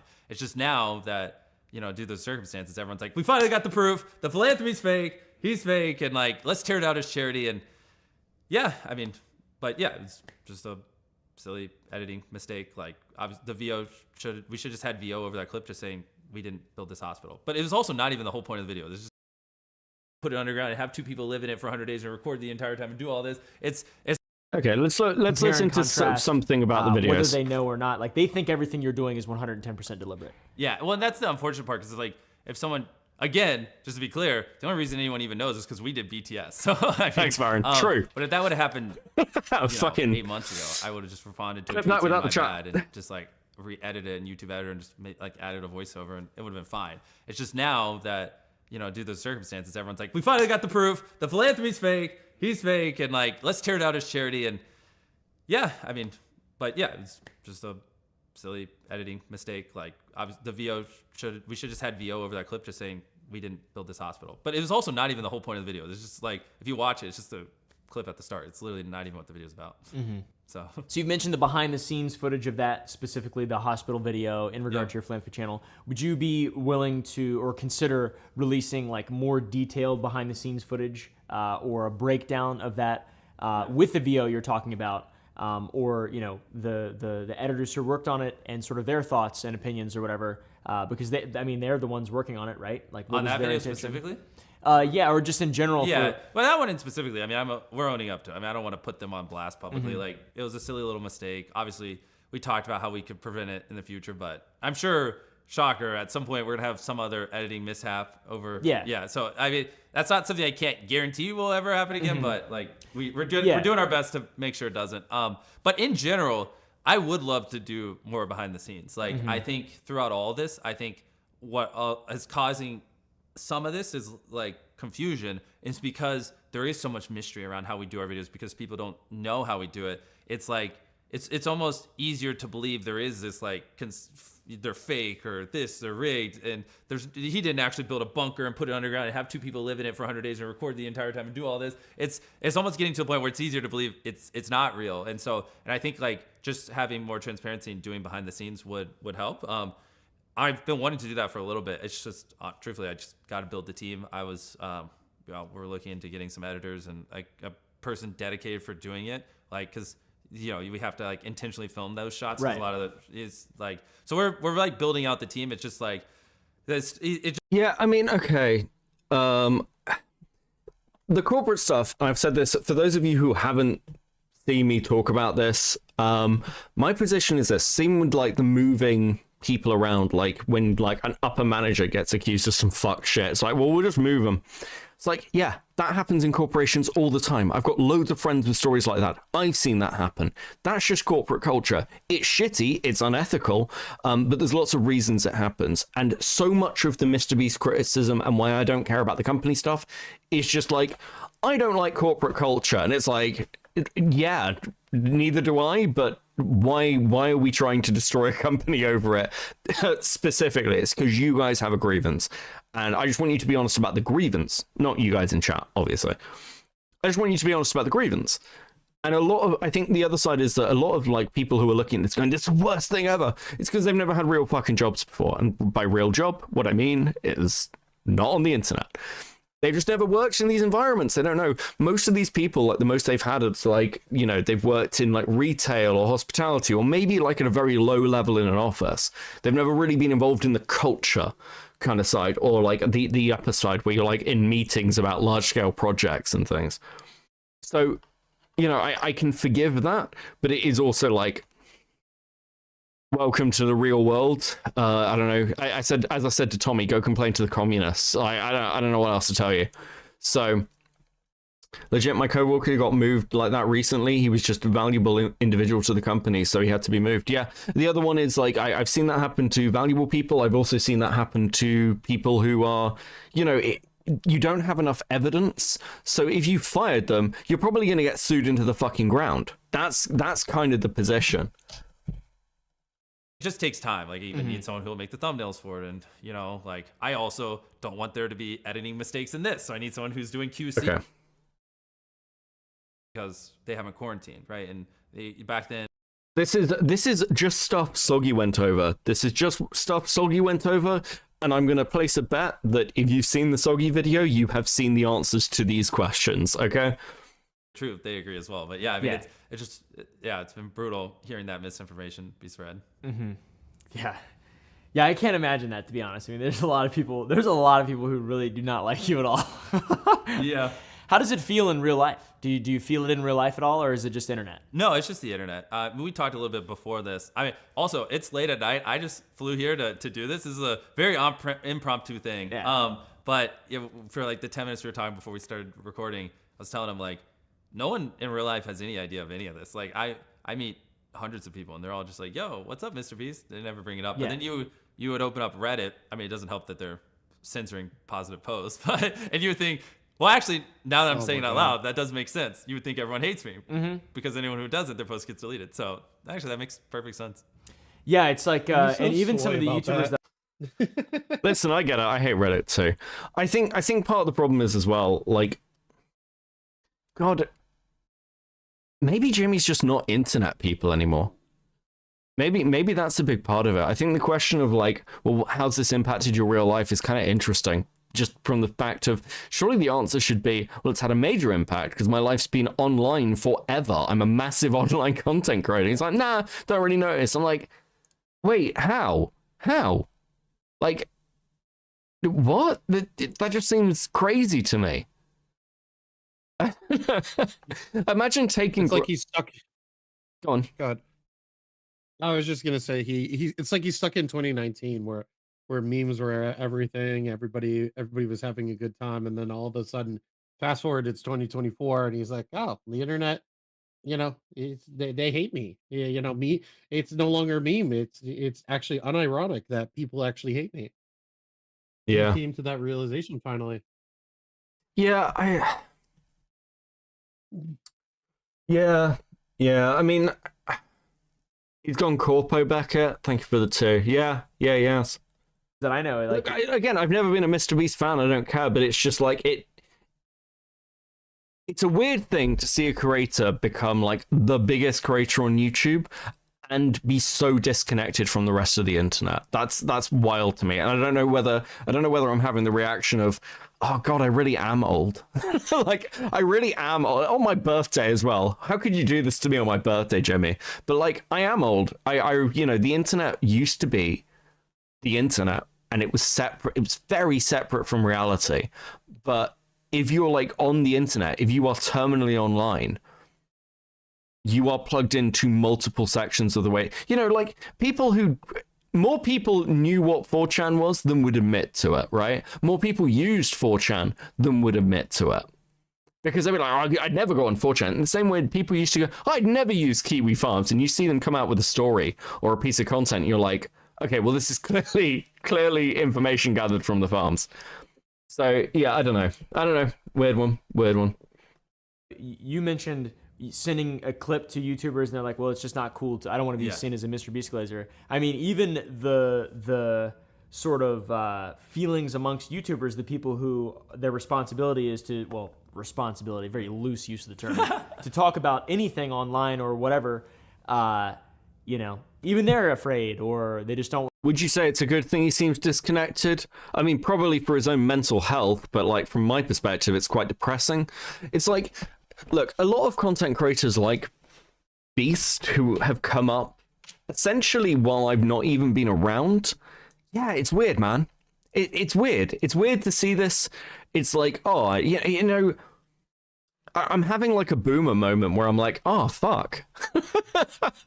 Because in my head, I'm still like, part of me is still stuck in like 2013, 2014. And I'm like, hey, yeah, no, the internet's kind of like the sandbox, and it's just not that anymore. And I know that in my heart, but I know that in my head, but like, yeah, it makes me sad. I value what the internet was, even if it's not that anymore. Well, Tommy used to call it the Wild West, I mean, it used to be. Anything and everything can happen, Yeah. And maybe that's just not the case anymore.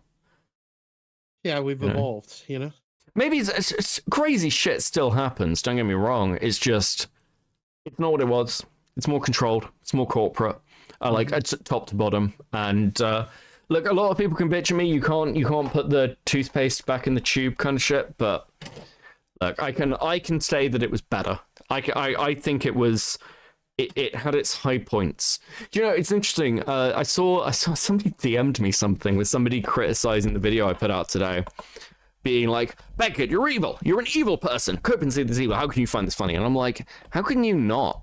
Like, it's like, well, what about the victims? What about the... It's like, okay, cool. Yeah, there are victims. That's fine. But I'm here. I'm not a victim advocate. I'm not trying to save the fucking world. But now everything's so fucking soy. Like, so it's just the internet. There's this really weird... That's true, Snowy. Yeah, sort of He echo is- chamber. he Not is that brand. obviously everything that you've done is can just be swept under the rug. I mean, you've admitted to mistakes. I think that everything that you that is a genuine mistake, you once again have the most to gain. From I'll one this. day be. So I'll it's one not day gonna fucking be. hurt you to just, Like you know, one day, I will be the next. Listen, there's no one actually that I can compare myself to without like it coming back to haunt me. But I'll be the next one of whatever. I'll be a Goliath of content creation. admit where you're wrong or whatever. Yeah, I think that's a very interesting one, the 100 boys versus 100 girls video, because to me, without looking into it at all, it's like that does seem weird, right? Like it just seems like once again a conflict of interest. But at the same time, you're making YouTube videos. You're not making like, I don't know. You can endlessly make excuses for it and against it. It seems like that's why I'm saying it's kind of. I mean, I think between like the contestants and people we've given stuff to in videos, like pretty confidently say like less than 1% of it's employees. So, you know, if you were to take everyone who's ever been in the video, so like we're like, and a lot of it was, like I said, during the COVID time where it's just like, well, I'm trying to be responsible and I know so it's like, I mean, I think when you look at it through those lenses, I feel like any rational person would be like, okay, that makes sense. Yeah, it's fair. Yeah. Okay, so now on to the response to critics. So the first person really to respond to critics was Chucky. But the second person, it seemed like, was Soggy Cereal, YouTuber, commentary YouTuber. And he made Anyway, a video, and he's been, you know, that video is sort of blowing up a little bit. It's not quite to the level of Dogpack's video when it first came out, but it's, you know, this isn't even about me, by the way. This isn't even about me. This isn't a soy. Mention me. Keemstar? Diorio? Half the fucking commentary community? Anybody? Anyone? Fucking no wonder people don't throw themselves on the fucking funeral pyre. No one cares. Jesus Christ. it's coming up, and he did his best to disprove a lot of Dogpack's claims, and even held you accountable for a lot of stuff in his video, which I thought was good. I thought his video was pretty good. I liked his video a lot, and I like him a lot. I've talked to him since that came out. I've talked to him a couple times. Yeah, he has criticized you today and last night, I think, to sort of timestamp. This is interesting. How's the video so far? I hate this fucking drama, and I'm back on the fuck Mrbeast train. that's how the video is so far. What do you mean? What do you mean? Oh, some people have responded to the detractors. Like, I think the first one was, this person and Soggy. Are you fucking high? Like, again, Keemstar. I'm not even talking about myself here. Keemstar, Diorio, this entire fucking community. It's like the same shit. Like, Surprise Witness did this. Prism and Dogpack came out with accusations highlighting problems at the Mrbeast company and highlighting Ava Crystal. We've been talking about this for months. Months.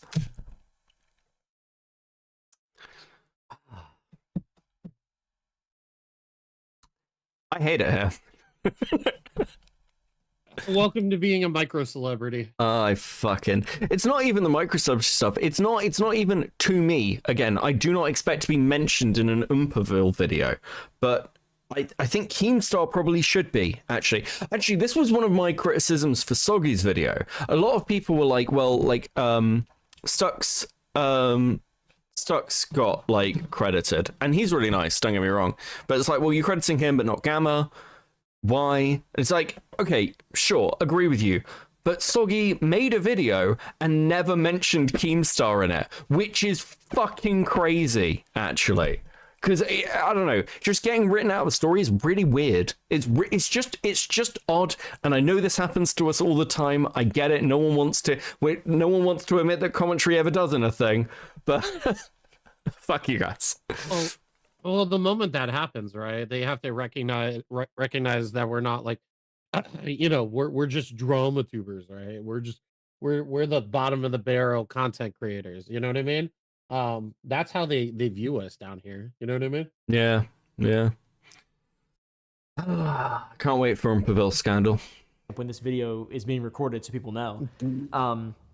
He said, Soggy has criticized you sharing his video with other YouTubers as a way to shield yourself from criticism, like deeming the video to people. He also expressed feeling used by you, given that you used his video as a strategy to gather. This interview, not going to lie, is kind of annoying me. No talk about LaCoya, James Warren, the Shadman stuff, barely anything about Ava. The rest he is answering is okay. Yeah. I'm just like, I don't know, kind of fucked this interview. Chris, you want to jump in? I'm annoyed. Listen, don't get me wrong. It's what I expected, but it's, Keem doesn't have a reputation for being accurate. His biggest shitstorms have him having incredible misses. That's true, but like the accusation, the stuff here is the fact that people have come out against the detractors. That's the point. And Keemstar and Diorio put themselves at the forefront.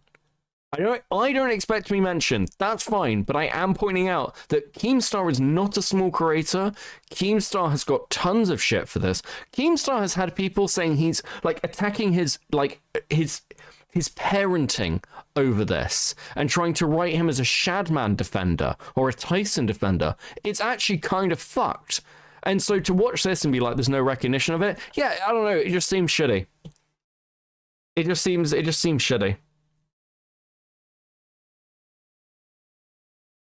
I don't want to hate Oompa, but every month it gets harder not to. I've never really watched Oompa. So, like, yeah, I don't know. I don't know. Maybe Diorio will have a different take, and I am coming off the back of this, off the Tommy conversation, which, has made me maybe reassess how I've treated the Soggy video. And again, I want to be clear, I'm not like, I don't hate Soggy or anything. I'm not like fully on the boat with like Tommy of like, it's a crap video. I don't think that's true. But yeah, I don't know. Gather favor from the public, which, that's pretty wordy. It's like it just happened today. It's got to be something like, how do you feel about him feeling that way? Because he's not really defending you. He's more so trying to hold light to truth, which I appreciate that massively. Yeah. And I do, talking to him, I do believe that he is an honest guy. Yeah. Kia Cat, thank you for the 1999. 1999? 1999. Thank you. And that is a little pear person dancing with a cane and a hat with confetti falling. Am I doing this right? I'm seeing Queen's shit if he sends stickers.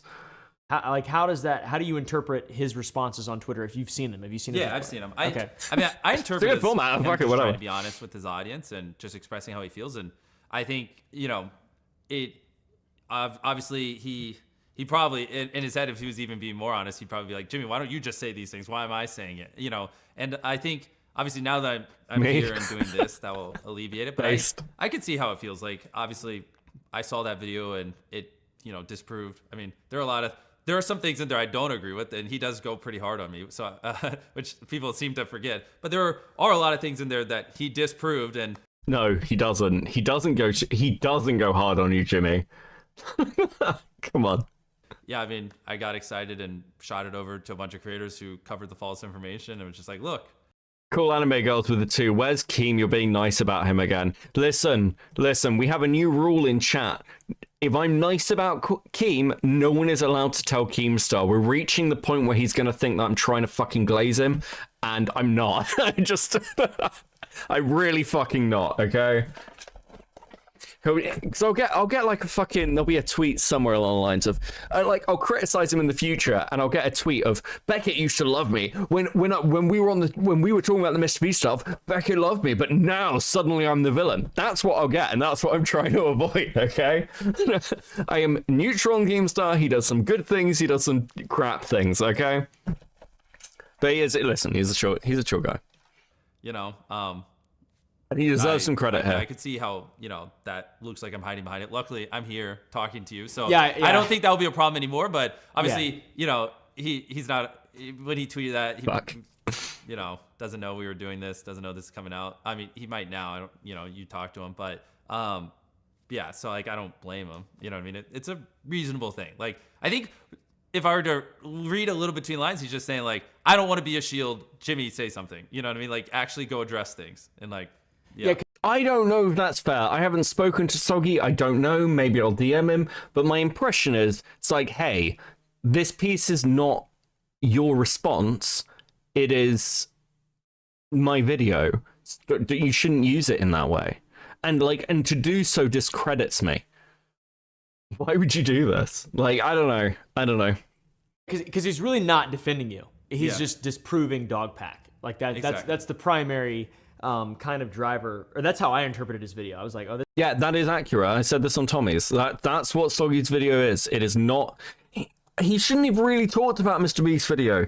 Mrbeast in the video. He should have just said, "Hey, this video is purely to discredit Dogpack," because that's what it is, and it should be obvious. But apparently, we're dealing with, I don't know. It should be obvious that this is just Dogpack is unethical. Dogpack is not reliable. That's what the video is. this is pretty balanced. Yeah, I like him. He's a cool dude. So yeah, he didn't go with the grain. I also, and I want to be clear, I also like Soggy. He's very chilled out. I will say as well, Soggy's, I've had DMs with Soggy. He's very chilled. He was quite nice about our coverage, actually. He did say that. He was like, I saw Cope and Seethe early on. I thought it was really cool. I thought it was I think, actually no, I'm not gonna fucking, because it'll sound glazy. Anyway, but yes, Soggy's cool. I like Soggy. I've got no issues with him. And disproved a lot of things. But yeah, also went kind of hard on me too. So, but yeah. He's not a big fan of Lunchley. He's not. That's one thing for sure. He does not like Lunchley. By commenting on his video, you left a comment on Soggy's video after it was posted. You said, "This is finally a video that doesn't spread baseless slander about me." Yeah, I mean, Lol. obviously that was a stupid comment. Yes. Yeah. Yeah. Yeah, dude, how do you think that looks? I mean, Yeah, dumb. Yeah. Agreed. okay. Especially the LOL. That just Yeah. Next sad, yeah. question. Dumb. Yeah. The answer, dumb. Yes. Okay. That's fair. Yeah, I guess so. So yeah, At least it's he like it kind recognized of it. it He's kind of self-aware. gives weight to you sort of. I hate this video, Cole. I hate this I know interview. you do. I actually hate this interview. I'm going to be really interested to see what Nick has to say about it. I know he's going over it now. taking the situation lightly. Like if anybody should be taking the situation lightly, it should be like me or Soggy or people like people who aren't actively involved in the situation. How would you put that worry, that concern at ease for someone who's like willing to give you the benefit of the doubt, which I think is super important. And you say something like that, and then it seems like you are taking the situation in general lightly. Yeah. No, I mean that's a good question. I mean honestly, there's just a lot of disinformation that was corrected in that video. And I just wrote that comment, and then right afterwards sent it to a couple of YouTubers, which because just like finally this this thing is here. But I agree. Like dumb comment. Legal and ethical issues. I feel like this is probably going to be a little bit more sort of. We're going to need some because like there's only so much you can say. Yeah. So, and Soggy did a good job of sort of disproving a lot of these claims just in general, or giving weight to ones that deserve to have weight given to them. Yeah. So watch his video. Obviously, he did a lot of work on this stuff. So Dawson claimed that you ran multiple illegal lotteries, and in Soggy's video, he sort of I think disproved 2, Yes. and then 1 he still believes was an illegal lottery. Yes. Do you believe that you ran an illegal lottery? Did you believe at the time? What was your mindset? Did you check with the FCC? Was there any compliance, any steps taken to prevent this? What is your just perspective on that? Yes. So I don't think we did. I have people looking into it and like trying to pull the footage and figure it out. He disproved the 2. Wouldn't that be a part of which, the investigation? those were crazy. That he hired the lawyers for? Yeah. The fuck? What do you mean? We Yeah, I did mean, a full and you thorough did- investigation through everyone's DM logs and everything else, and we found no wrongdoing. Mrbeast is currently reviewing video footage of one of his lotteries to work out, like, what? Like, wait, what? Did I run an illegal lottery? Did I do it? I don't know. Maybe. We'll see. Do you mean you have people looking into it? I thought the investigation was concluded. Surely you'd know. What? Oh, fuck. Oh, okay. I'm trying to. I don't want to just like speculate. I have a team looking into it. I don't think we did though. But regardless, just to be truthful, if people want a refund or think for whatever reason like we did something wrong, like I'll send you a link that you can just put in the description where they can get a refund. Maybe just throw it on the screen here. Okay. But yeah, I mean, at the moment, that's all I really have to say. Maybe I could do a follow up in the future. I'm trying to. Can I get a You know, refund dig up- just for fun? I mean, I'll be honest with you. Like, okay, so this is part of the problem with Jimmy as well. Like, I think Jimmy is like, I think Jimmy, generally speaking, is probably quite a nice guy. Yes. Whether the company is quite nice or whether the company is quite ruthless, and I get the impression actually the company is quite fucking ruthless. Is my impression of Mrbeast company. Though I think it's a good place to work. My position there hasn't changed.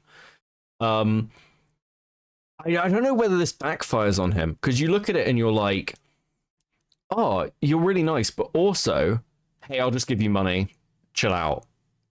I'm like, you know, I'm in the position right now where I'm looking into some compensation for something. I don't want to go too far into it, but one of the regular things I've said is I would rather have a face-to-face apology than potentially a decent payout and settlement. That's how I feel. Because I'm like, you can give me money and like, so like, I don't know, I could always use money. That's great. But something was done that was wrong. And like, just being like, here's some money that frankly doesn't mean anything to you. It doesn't like, Jimmy can give 50K to Jake Weddle and not think about it. And I'm like, well, that is you paying somebody off. That's not you being sorry. That's not you admitting fault. That's just, here's some money, shut the fuck up. And I don't actually like that. I think that's, you know. I see it from a different lens, you know. I don't think Jimmy knows how to handle it, right? And so Yeah. for him being, and he's the face of the company, right? He's like the copyright or what, you know what I mean? Like he's the brand. He's not the CEO, right? So as the face, you know, you're just like, well, shit, what the fuck do I do? You know, if I say I'm sorry, then, you know, Yeah, like, legally, and I'm at fault, and then, you know, so yeah, all I can do is offer completely, you money. yeah, I completely appreciate the position, and I'm giving you like the layout, but I mean, my good faith opinion is that Jimmy is a nice guy, but my other side is, if somebody just gives you money, that doesn't necessarily solve the issue. And I don't know what I'd suggest like on the other side. I think this is more of a general comment, because I can see Jack's like, Beckett's becoming a moral frog live, and I'm like, it's not about the moral thing. It's just like, if you're sorry, say sorry. If you're not, don't. And Jimmy's position now is like, yeah, this is so fucking annoying, because I understand and agree with the fact that there is a separation now there should be a separation, which there isn't, between Jimmy and Mrbeast. But also on the other side, he's so massive and so many people want a piece of him. If Jimmy comes out and says, hey, I'll refund you, your instant response is, can I get some money? And it's a joke. But let's be honest. If Jimmy came to me and was like, hey, I want you to stop covering this, here's $100,000, I wouldn't take it. I just wouldn't take it, because like, for a whole host of reasons. Firstly, because I think it's unethical to do that. Secondly, because if it ever came out, it would be the end of anything I was doing online ever. So like, I just like, I recognize the risk there. But like, if anything, it would make me look at it harder. But I know plenty of people who just take the money, and that's fine. I know that I'm kind of an exception here because money isn't a high priority for me. And again, that's a privileged position. I don't have to think about it that way. But it's like, okay, well, if you've got the power to do that, and that becomes your second nature with, like, we'll just give them money and then it'll be fine. Is there, like, is that an issue, actually? Is that maybe a fucking problem? I don't know. It doesn't matter. It doesn't matter. All the footage from that live stream. This was like many years ago. Like, this isn't like something I did 3 months ago. Yeah. COVID. It was 2020, right? I don't remember. I think the first one, the questionable one that Soggy had in his video was in 2020. I think it was in August 2020. Oh, Tanner, I should be clear. My status position is fuck Dogpack and has been for months. And whatever I say about this interview, Mrbeast, or anything else, fuck Dogpack. And I would sacrifice quite a lot of this story to just go after Dogpack. Like, I'm very biased at this point. Like, I'm quite open about it. Becca, I was wrong. Oompa did bring up Shadman and Ava. Interesting. And I just don't have the footage from them, so I'm looking them up. Do you have a timestamp? We might jump ahead to it. I don't know if any of this is actually I care about it. Gotcha. Yeah. I think. I think at the very least, why if don't you people look in the felt misled transcript? or whatever, or if it 100% request a refund. I definitely. mean, we do that anyways. Like, on our site, if people want refunds, we give it to them. But for this feeling, there were some things that people hadn't made us aware of that they felt more comfortable towards the end. Okay. On, which is obviously ultimately why we ended up doing the anonymous hotline and that kind of stuff. People were fired. How many people were disciplined, fired? Was it more?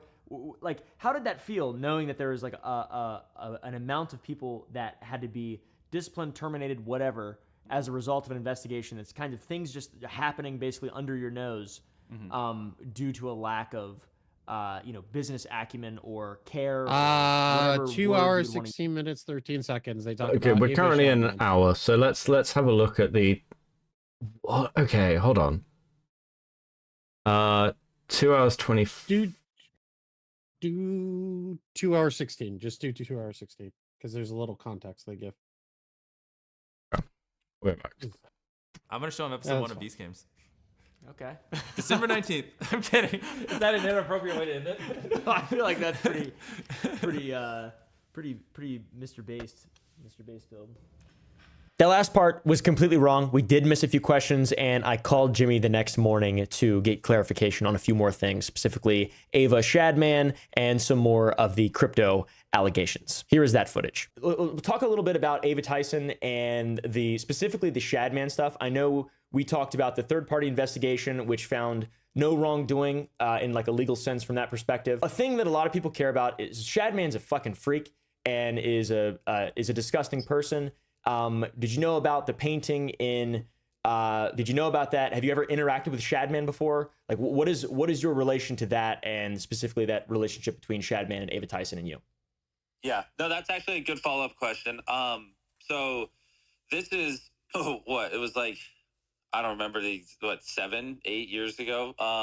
Back then, I used to have like a bunch of anime posters up on the wall. I'm just like set a foundation for context. We used to have a bunch of anime posters and things like that on our wall in the house. And one day Ava put up this poster that was like an animated character holding a fidget spinner and a gun. Admittedly, it was a weird image. I didn't know who made it. I just kind of assumed it was a meme. I obviously did not know who Shadman was. I've never spoken with Shadman. I did not buy the poster or commission it or anything. And yeah, I mean, to be honest, There was one poster, right? Am I going fucking crazy? What, in the background?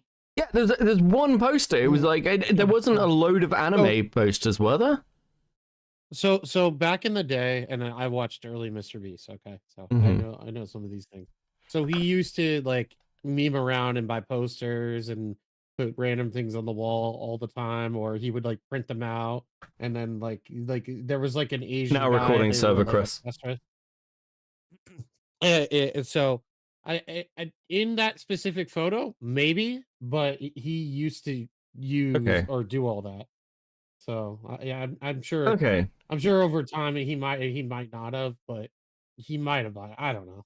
Sure, Chris, come to the now recording server. There we go. Oh, you're in. Okay, cool. I Okay. got him. Hey, buddy. Dude, I'm not gonna lie. I do not like this fucking interview. I fucking hate this interview. I don't like it at all. Do you know that? You know this bit where they're like, "Oh yeah, you know, well, this fucking whoever it was, like Chuck and then Soggy, that have come out against the detractors." I'm not even talking about me here. Keem, Nick, like, what the fuck are you talking about? What is, like, I listen. I know this is a soy. You're writing us out the story part, and I know that's how commentary works. But like, Dude, you're gonna get written out of shit. It's just how it is. yeah, no. Like, I don't care about me here. I just think it's really Just in shitty. general. Well, yeah, but I mean, I just think it's really shitty to just be like, okay, cool. Well, there's a fucking hate mob. People have stood up to that hate mob for you. Not in your It's shitty, name, but it's like, never, dude, it's never gonna happen. That's the thing, right? Is like we'll be right, screaming from the rooftops that we're right, and then they'll take our talking points and then put it on their own. and then yeah, That's just and what it's they'll like, do every time. I just. Look, it's just the can't- first you time it's can't get happened to pissed at me. it. Okay, it's the first time it's happened to me. let me have this. I'll accept But it's a soy it's point. just something- People can be like, Beckett, this is a soy point. It is a soy point. It's also my birthday, and I'm allowed to make soy points on my Oh my birthday. God. That's the rule. That's the rule. But here's the thing, So- though. It's kind of just what we have to deal with, right? So, like, an example is like I was screaming from the rooftops, and the reason that you made the dog pack thread was because you saw me Yeah. fighting all those people and everything like that. Nobody ever brings that up, but I've never brought it up. I've never bitched about it. I It's bring just it up. what it is. I bring it Well, up. I know you bring it up, but I don't really care. And that's kind of what you have to do. The right information got out there, the right people started hitting the right notes, and people started to pay attention to who were bigger than us. That's what you could hope for at the end of the day, especially with something like this. And that's all you can do. I spoke to. I to spoke. correct myself. Go on. So Go on. to Go correct on. myself just real quick. There is only one poster in the infamous image. Yes. There's only Yeah, one though, poster. Yeah. so he's talking about like anime posters in general. He's not talking about other Shadman art. So in his head, he's thinking Shadman art was just anime poster instead of looking at that fucking deeply, which I kind of think is bullshit. I'm just gonna be honest. I think it's kind of bullshit that he's just playing it off, being like, "Well, I had a bunch of anime posters, and then Ava just brought this poster in, and I was like, it was fully clothed. It had a fidget spinner. The question, the wider question is: Have I ever showed you? Have I ever shown you the Have I ever showed you the mold clip? Which That one? Jenny put together. Hold on. No, I don't think you did. But the rest of the interview, to like put my perspective out there, because I was watching it at 2x speed, and then I was flipping back and forth between your stream and this. I'm essentially like done with it. I have my issues. This video. With this, I have significant issues with this interview, mostly because Oompa is trying his hardest, but I think he's like trying not to like piss off Mrbeast. You kind of get that feeling, right? So there's some aspects of it where he kind of comes across as like glazing a little bit, but he's trying to make it a fun interview, and I get that. But there's no conversation about LaCoya Hill. There's no conversation about James Warren. There's no conversation about that stuff. There's no conversation about Rosanna really like lying about a lot of shit. It's mostly like he's pissed off at r/YouTube drama. He's pissed off at Dogpack, and he's kind of using Soggy's video to just blatantly point at that and go, "Hey, look at all these people that lied about me." You know Yeah. what I mean? That's all the interview really is, and I kind of get where he's coming from. He's like, finally a video that I could point to that a big creator made that isn't slandering me. I get it. But it just comes across as soft, like significant Okay, softballs. and so it's not here's. really good. Are you watching my stream in the Discord? Yeah. Okay, I just want to show you this. I don't know if you've seen this before. I'm just gonna show it to you. Chris, Sure. I'm tired of watching so much CP intros. Wait, you watch Child? Jimmy, I thought I told you that joke wasn't funny. Oh yeah, but it's not a joke. Mrbeast has his edgy side and has for a long time, and like the claim that Jimmy didn't know anything, like it's always like been down to like what was Jimmy's awareness of Ava, and what kind of jokes did they make, and how much did they like read this as a fucking joke, and like I don't think Mrbeast is a creep. But like, someone in the chat said, like, I want it, it'd be nice if Oompa asked about discount milk. Well, no one's talked about the fucking server. Chris, as far as I can tell, if the official statement from Chris Tyson's wife is that Chris didn't know the ages, they're just going to lie about it. That is a lie. You know, Baron with the 5. Hey Chris, is this the end of the story for, or will we have 1 million more years of Beast Hunt? I think we're never gonna get past this shit. If I'm gonna be honest, like this is gonna be like a closed book for the normies, right? So if we're looking at it like in the commentary sphere of like terminally online retards, which we all are, let's not pretend that we aren't, and that we care a lot about this because we've dedicated time into this story. Mrbeast has done essentially what you need to do as a large creator just to get the normies either back on your side or off your ass. That's really where it ends. In our sphere of shit, it's not really going to end anytime soon. I think Mrbeast is gonna have to eventually pipe up about the Ava stuff if Ava and their wife decides to say something. Because I know that they said that because of the investigation they couldn't say anything. Well, here's my question: if the investigation didn't find anything, is Chris Tyson coming back to the company? I don't think so. Well, okay. Well, if Chris Tyson's not coming back to the company, is that not a mission that there was some sort of... Because if Chris Tyson did nothing wrong, in Jimmy's opinion, why not bring back Chris Tyson? Because feel like it'd be a PR nightmare. Well, so you can read into it as a potential omission of being like, oh, well, I can bring Chris back. You can kind of look at it like that. But like Core just said, the problem is that the PR nightmare that Chris Tyson brings upon everything now, it's not worth bringing them on. Again, Sonny V2 was right, man. He was right. Well, just think about it. I mean, Ava admitted, or Chris, or whatever you want to call them. Please don't say Chris. You can throw me for a loop. Yeah, okay, but they bought the Shadman art. I mean, you know, that's like unrefuted. You know what I mean? So that alone in itself, they'll be like. And they were sharing Shadman's website in the Discord. I don't know. Yeah. Like, look, this response is what I expected. I probably wouldn't be as annoyed as I am if I hadn't spoken to Tommy, because like Tommy's right. Tommy's right in that many of us looked at the Soggy video and are so happy to have some vindication of our positions that there are faults in it that we're not. We'd probably spot. So what's the fault? Because I didn't watch any Tommy's coverage recently about it. So the fault is that a Mrbeast employee flew this individual out and it was framed in an improper manner. Like what's the main Soggy issue? didn't provide enough pushback, and there's not enough sort of like... Essentially, Soggy's video, because it's the Mrbeast employees, it's framed as, which is quite rightly, as it should be, like this is finally a testimony from a faced person, but it is just testimony, and reading that as unbiased is unfair. And all of us are hyped up to see Dogpack's sort of like exit interview, but you know, that is tribal, and it's going to cause issues with how we're reading this. You know, that's a problem. That's a problem. I'll accept that. I can see that. Okay. I'm not gonna argue with that because it is a good point. Okay. Here's what I have to interject. Oompaville clearly did not have a script to tell Mrbeast what he should what he wants to ask questions to Mrbeast about. He clearly did not have any plan.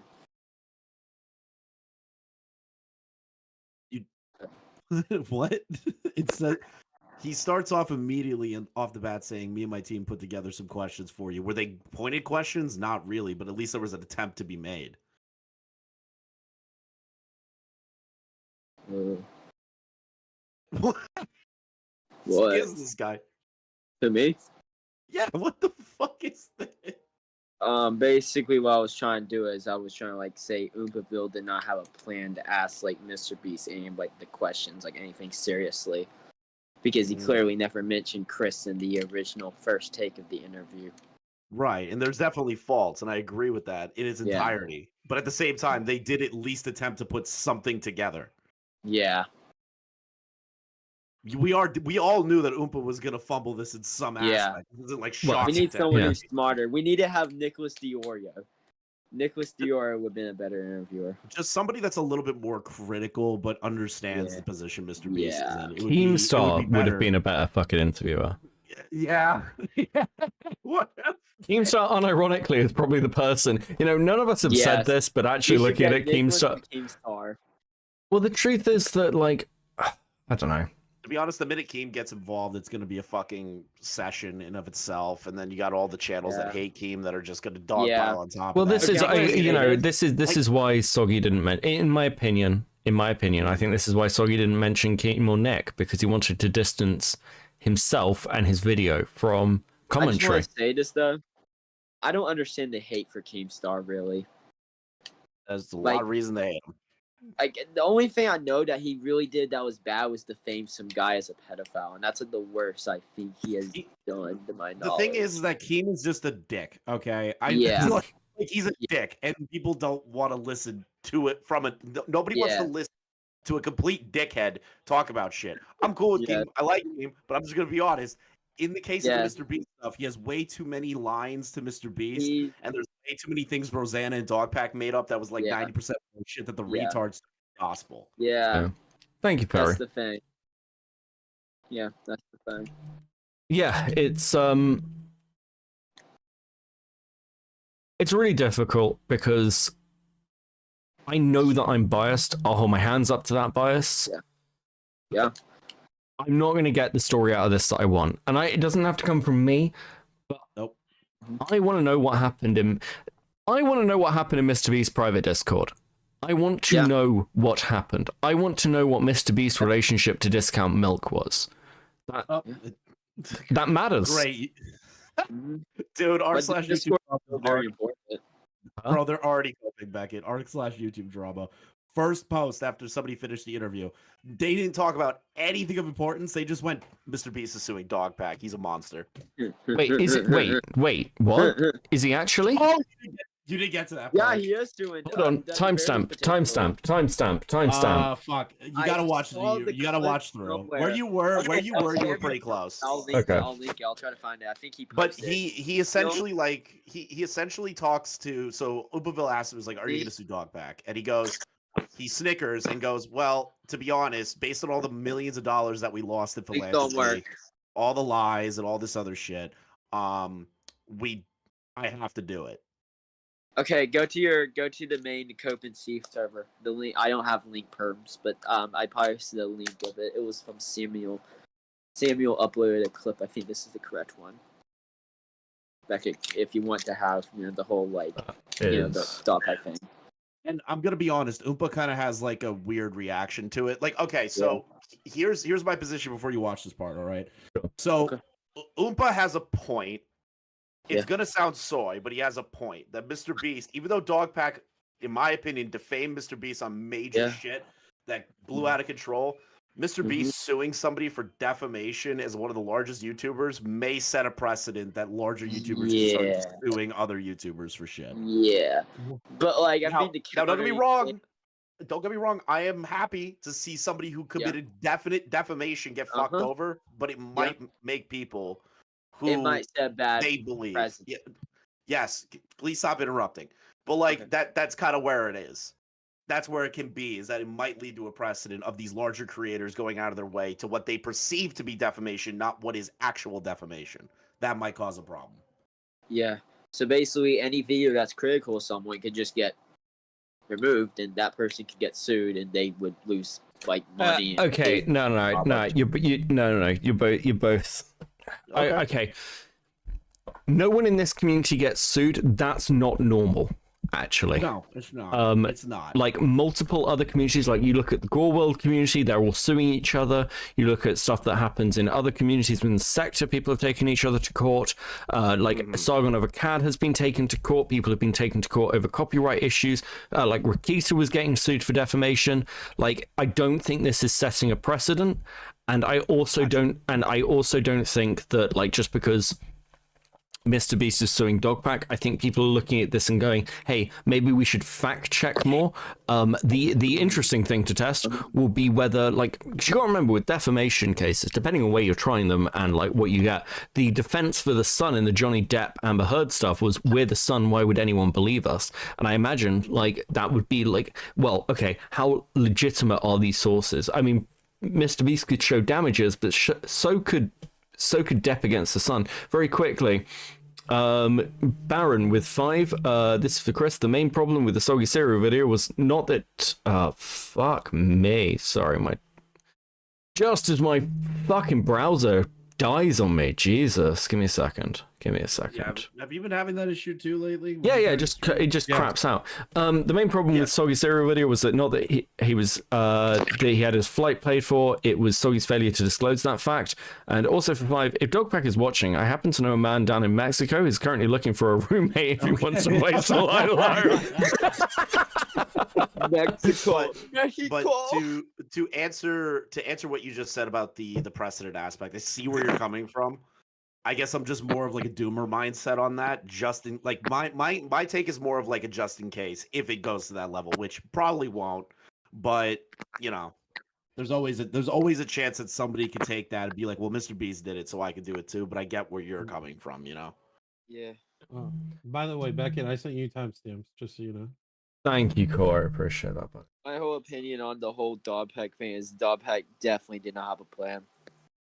He is the definition of someone who should definitely not cover something like this, especially this seriously. He objectively lied multiple times. Well, I mean, that's because he's a highly malicious actor. I mean, yes, yeah. it is he is very either at best, in best case scenario for him, he's extremely retarded, and at worst, extremely malicious. But honestly, it could be both. I honestly personally believe that. The only part I still believe there's some suspicion is the Delaware part due to what Jake the Viking said, which implies that Jimmy would have known that Delaware. No. Jake's. You can't trust anything Jake says. Okay. Like it's that's like you know. Again, this is the problem. Yeah. Everyone's like pretty much everyone has a bias in it. Again, including me. Yeah. So you know you have to take so much with pinch of salt. That you just can't. Yeah. You can't balance it. Right. Okay. What I'm gonna do. What I'm gonna do with this is I want to get through this bit. So I'm just going to. I want to do this just with Chris. So I'm gonna kick out you, Cuddy and Core, because I want to go through this with Chris quickly. Bye. Cheers. I love you, Core. Okay. Jesus. Cool. Right. we're gonna do this. We're gonna. Okay. Okay. Let's do it. Let's listen. Okay. I don't know if this is timestamp right. Let me just have a look at Core's notes quickly. But right. Okay. So that's there. Right. It's 101. Yeah. Okay. Cool. I would just start. People were fired. How many people were disciplined would want to use? Yeah. How did it feel? Well, I mean, like, I haven't even met all the people that work for me, you know, because it's so big and we have people all around the world and things like that, just for context. I don't want people to think like, oh, these are people I'm just working with every single day and are just oblivious. But yeah, I mean, it just felt like I need to improve. I need to learn more and just, I want to fix these things, you know? So, I mean, it doesn't feel good. Yeah. There you go. That's what I was looking for. I'm a problem solver. When there's problems, like my default reaction, like instinct is how do we solve it? And that's, you know, what we've been obsessing over. And I feel like we've made a lot of progress, to be honest. Mm-hmm. Cool. Are you going to sue Dogpack?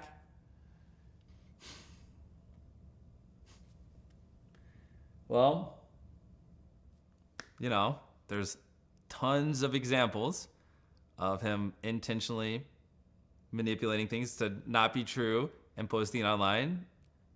Tons and tons and tons of that. Soggy has basically an hour and 27-minute video, and an hour of it is just flat out proving manipulation and lies and caused a lot of harm to my businesses. I mean, I've literally had people pull out millions of dollars and then tell me it was directly because of his video. And don't worry, I instantly was like, can you send that in writing? So, you know, if I win a case or anything, I can directly point damages. No reason why. And so, I mean, it's just unfortunate. Like, I don't want to be put in this situation, but probably gonna have to. I mean, it's just. I mean, what do you do if someone's just spreading misinformation about you and, you know, just causing harm to your business and like getting it to the point where you might have to potentially fire people because it's costing you so much revenue? It's like, it's not fair to the people in my companies. You know what I mean? It's just sad, you know. It's not a thing I take joy in, but right. Yeah. Yeah. So. Okay. So. Yes. You know what's like a little crazy, Beckett? What? Rosanna's not listed on that, which I find interesting. I mean, my position is largely, if you're gonna sue Dogpack, you should sue Rosanna. You should maybe sue Jake Weddle as well. Nah, they bring up Jake Weddle later. You know what they do about the Jake Weddle stuff? Go on. They essentially go, yeah, we gave him an opportunity to leave. We paid him out for like 10 or maybe even 11 days because Mrbeast barely remembers. He goes, yeah, I reached out to him privately, gave him this money. And then Oompaville goes, yeah, they called it war crimes. That's crazy. They both laughed and said, well, we could just leave it right there. They dedicated less than 2 minutes to Jake Weddle, which I think is the funniest fucking thing to me. Well, I mean, like, based actually, and that's 2 minutes more than Jake Weddle fucking deserves. But I do think that's the funniest shit ever. I do think sue Rosanna. It's not about making money. It's about the fact that, like, of all the people who've actually, like, Dogpack's fucking crazy, but of all the people who are just malicious, just vindictive and crazy, Rosanna's up there. And also, Rosanna exists in the same space, like, of YouTube as Mrbeast, kind of. Like, she's in the upper echelon. Yeah, what you're trying to state. And she's like, she's YouTube aristocracy because she's been around so long. Yeah, I would direct it there, but like, I don't think Jimmy wants to sue. I don't think he does. But he also at this point maybe has to send a message. I don't. It's kind of like a mixture of sending a message for like, hey, fuck you guys, because he brings it up a handful of times that like r/YouTube drama was censoring people trying to correct them, and then they reference Pegasus a handful of times and like other creators that have made like full-blown like slanderous videos about the charity channel. Mrbeast brings up the fact that he's had to put like millions of dollars of his own money into the philanthropy channels to allow them to still exist because all these big companies that they were working with pulled out because of the Dogpack Rosanna stuff. Yeah, he's had to pay like $1 million like each quarter or something just into it to keep it afloat, or at least that's how I perceived it. Yeah. What a fucking mess. Also, just quickly, 10 from Tyson Wine. Happy birthday. Thank you very much for the tip jar. Okay, look, we're going to watch a little bit more. Someone else just told me about another timestamp, which is particularly good, so we're going to have a quick look at that. I would highly recommend like sitting through this whole thing and like rewatching. I'm going to probably watch it like 2 or 3 more times, like privately, because the way that it is structured and how Mrbeast answers some of these questions, I personally think he weaseled out of a handful of them and kind of like threw certain things out the window. But it's kind of dependent on how you look at it. For me, I didn't get all the answers that I wanted. I get your frustration. I feel like we're frustrated at the same things. Yeah. But a lot of this and the main focus was the channel, right? Yeah. Like the things that they did wrong on the channel, like the CGI stuff and the Team C stuff and all this other shit. But they didn't talk about like LaKoya. They didn't talk about James. They talk about Delaware. They do bring up Delaware later on in the interview again. And Mrbeast does talk about like the hiring practice of like what happened during that time frame and everything. Yeah, there's certain things I just I want to let's watch this section. The next timestamp somebody sent me is like really close to this anyway. Sure. They're not done drafting it up, but once they're done, more than likely, yeah. Okay. Interesting. Yeah, that's every law firm I've talked to, they're like, this would be the easiest win they've ever seen in their life. I mean, it's like crazy. I had one tell me like you could chop up all the evidence into like 3, sue 3 separate times and win all 3 cases because you'd have enough for each. Like one person I was talking to, he's won like 67 out of his last 70 cases, and he's like, this would be literally the easiest case I've ever done. Like it's because there's just so much blatant, misinformation and lies spread. Like, I mean, it's crazy. I mean, just go watch Soggy's video. Go look at his Twitter. Do you know what? I hope they televise it. I want to see it. I want to watch it happen. Now, what do you think? Do you think that there could be any sense of regret? Rocky, thank you for the 3 months. You deserve a better video than this for your birthday. Look, it's good content. It's good content, and I don't mind it. I did say if they made this like a public court case, like if Mrbeast does sue Dogpack, I will go to the courthouse. Yeah, that would be so. Yeah, it'd be so good. I'd fuck if I had the money, I'd fly out. I was checking out flights to the UK. I found one for like $1,000. Maybe It's worth not it. Maybe terrible. we will for one. Listen, if it becomes public, maybe we'll have a donor goal. Just this one time, fly Beckett out to America to fucking cover a court case. It would be funny. I mean, optically, once again, there's a lot of things working against you on a constant basis because you're the biggest person in the world on YouTube and social media, and you're just crammed down people's throats. Algorithmically, like if you decide to sue this man, even if he deserves it or not, which is like obviously up to you. Well, I just want the slander and disinformation to stop. It would be the bigger reason. But you're saying, when am I worried about how that would affect me PR wise? Yeah, just like what do you think? I mean, I'm right now. I'm getting canceled because I'm not suing him because they're saying, well, you know, Jimmy's not suing him, therefore there was truth, or Jimmy would be suing him. So at this point, I'm so big. It's kind of most scenarios are like either way. Like there's a vast negative for me. You know, people are like, "Oh, he's not going to sue. He's worried about discovery." No, I don't give a fuck. You know what I mean? Why do I care? I'm here. This is discovery. You know what I mean? And that they just. No matter what I do at this point, like there's just a large group of people that are Fuck it. Do you know what? Sue Dog Pack. I'm down. Do you know what? Maybe all else is forgiven. On the pyre. Everything on the pyre. Sue Dog Pack. Fuck it. I screamed that I wouldn't care if he did sue him, and then I was like second guessing it when I heard how Oompaville was describing it, how Mrbeast described it, and I was like, I don't know if this would be a good idea. But the more I'm thinking about it, and the more I sit there, and I'm like, there's so many things Dog Pack like legitimately slandered Jimmy over, like the whole Ivanka Trump thing, the illegal lottery aspect, which he says he's on the businesses, all this stuff. And it's like, like just on the businesses alone, Jimmy has right to sue the fuck out of him. He really does. Yeah, and like, also, do you know what? I'm going to be honest with you. I know you've said like the black bill concern of like, well, this will open up like bigger people to sue smaller people. Do you know what? Maybe we do need some fucking standards, because it's got to the point now where people are accusing Mrbeast of cannibalism. Like, maybe some standards are needed. Maybe there's a little reminder. Do you know what? Fuck it. Everyone always says to me, Beckett, the old school's not coming back. You can't put the toothpaste back in the tube. Beckett. Okay, fine. I'll get on the fucking train. Can't put the toothpaste back in the tube. The Wild West is over. Fucking maybe all the slop channels that just go, no, I'm just talking about a thing. Maybe they should consider the fact of whether they'd be prepared to defend those positions in court. Maybe that's a question we should ask. Which is crazy, because he kind of like brings up that concept.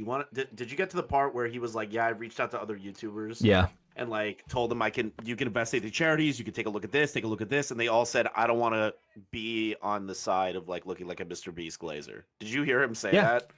Yeah, that's crazy to me. Who the fuck are these channels? Yeah, well, I can tell you who they are. They're the fucking I don't know who exactly they are, but I can guess.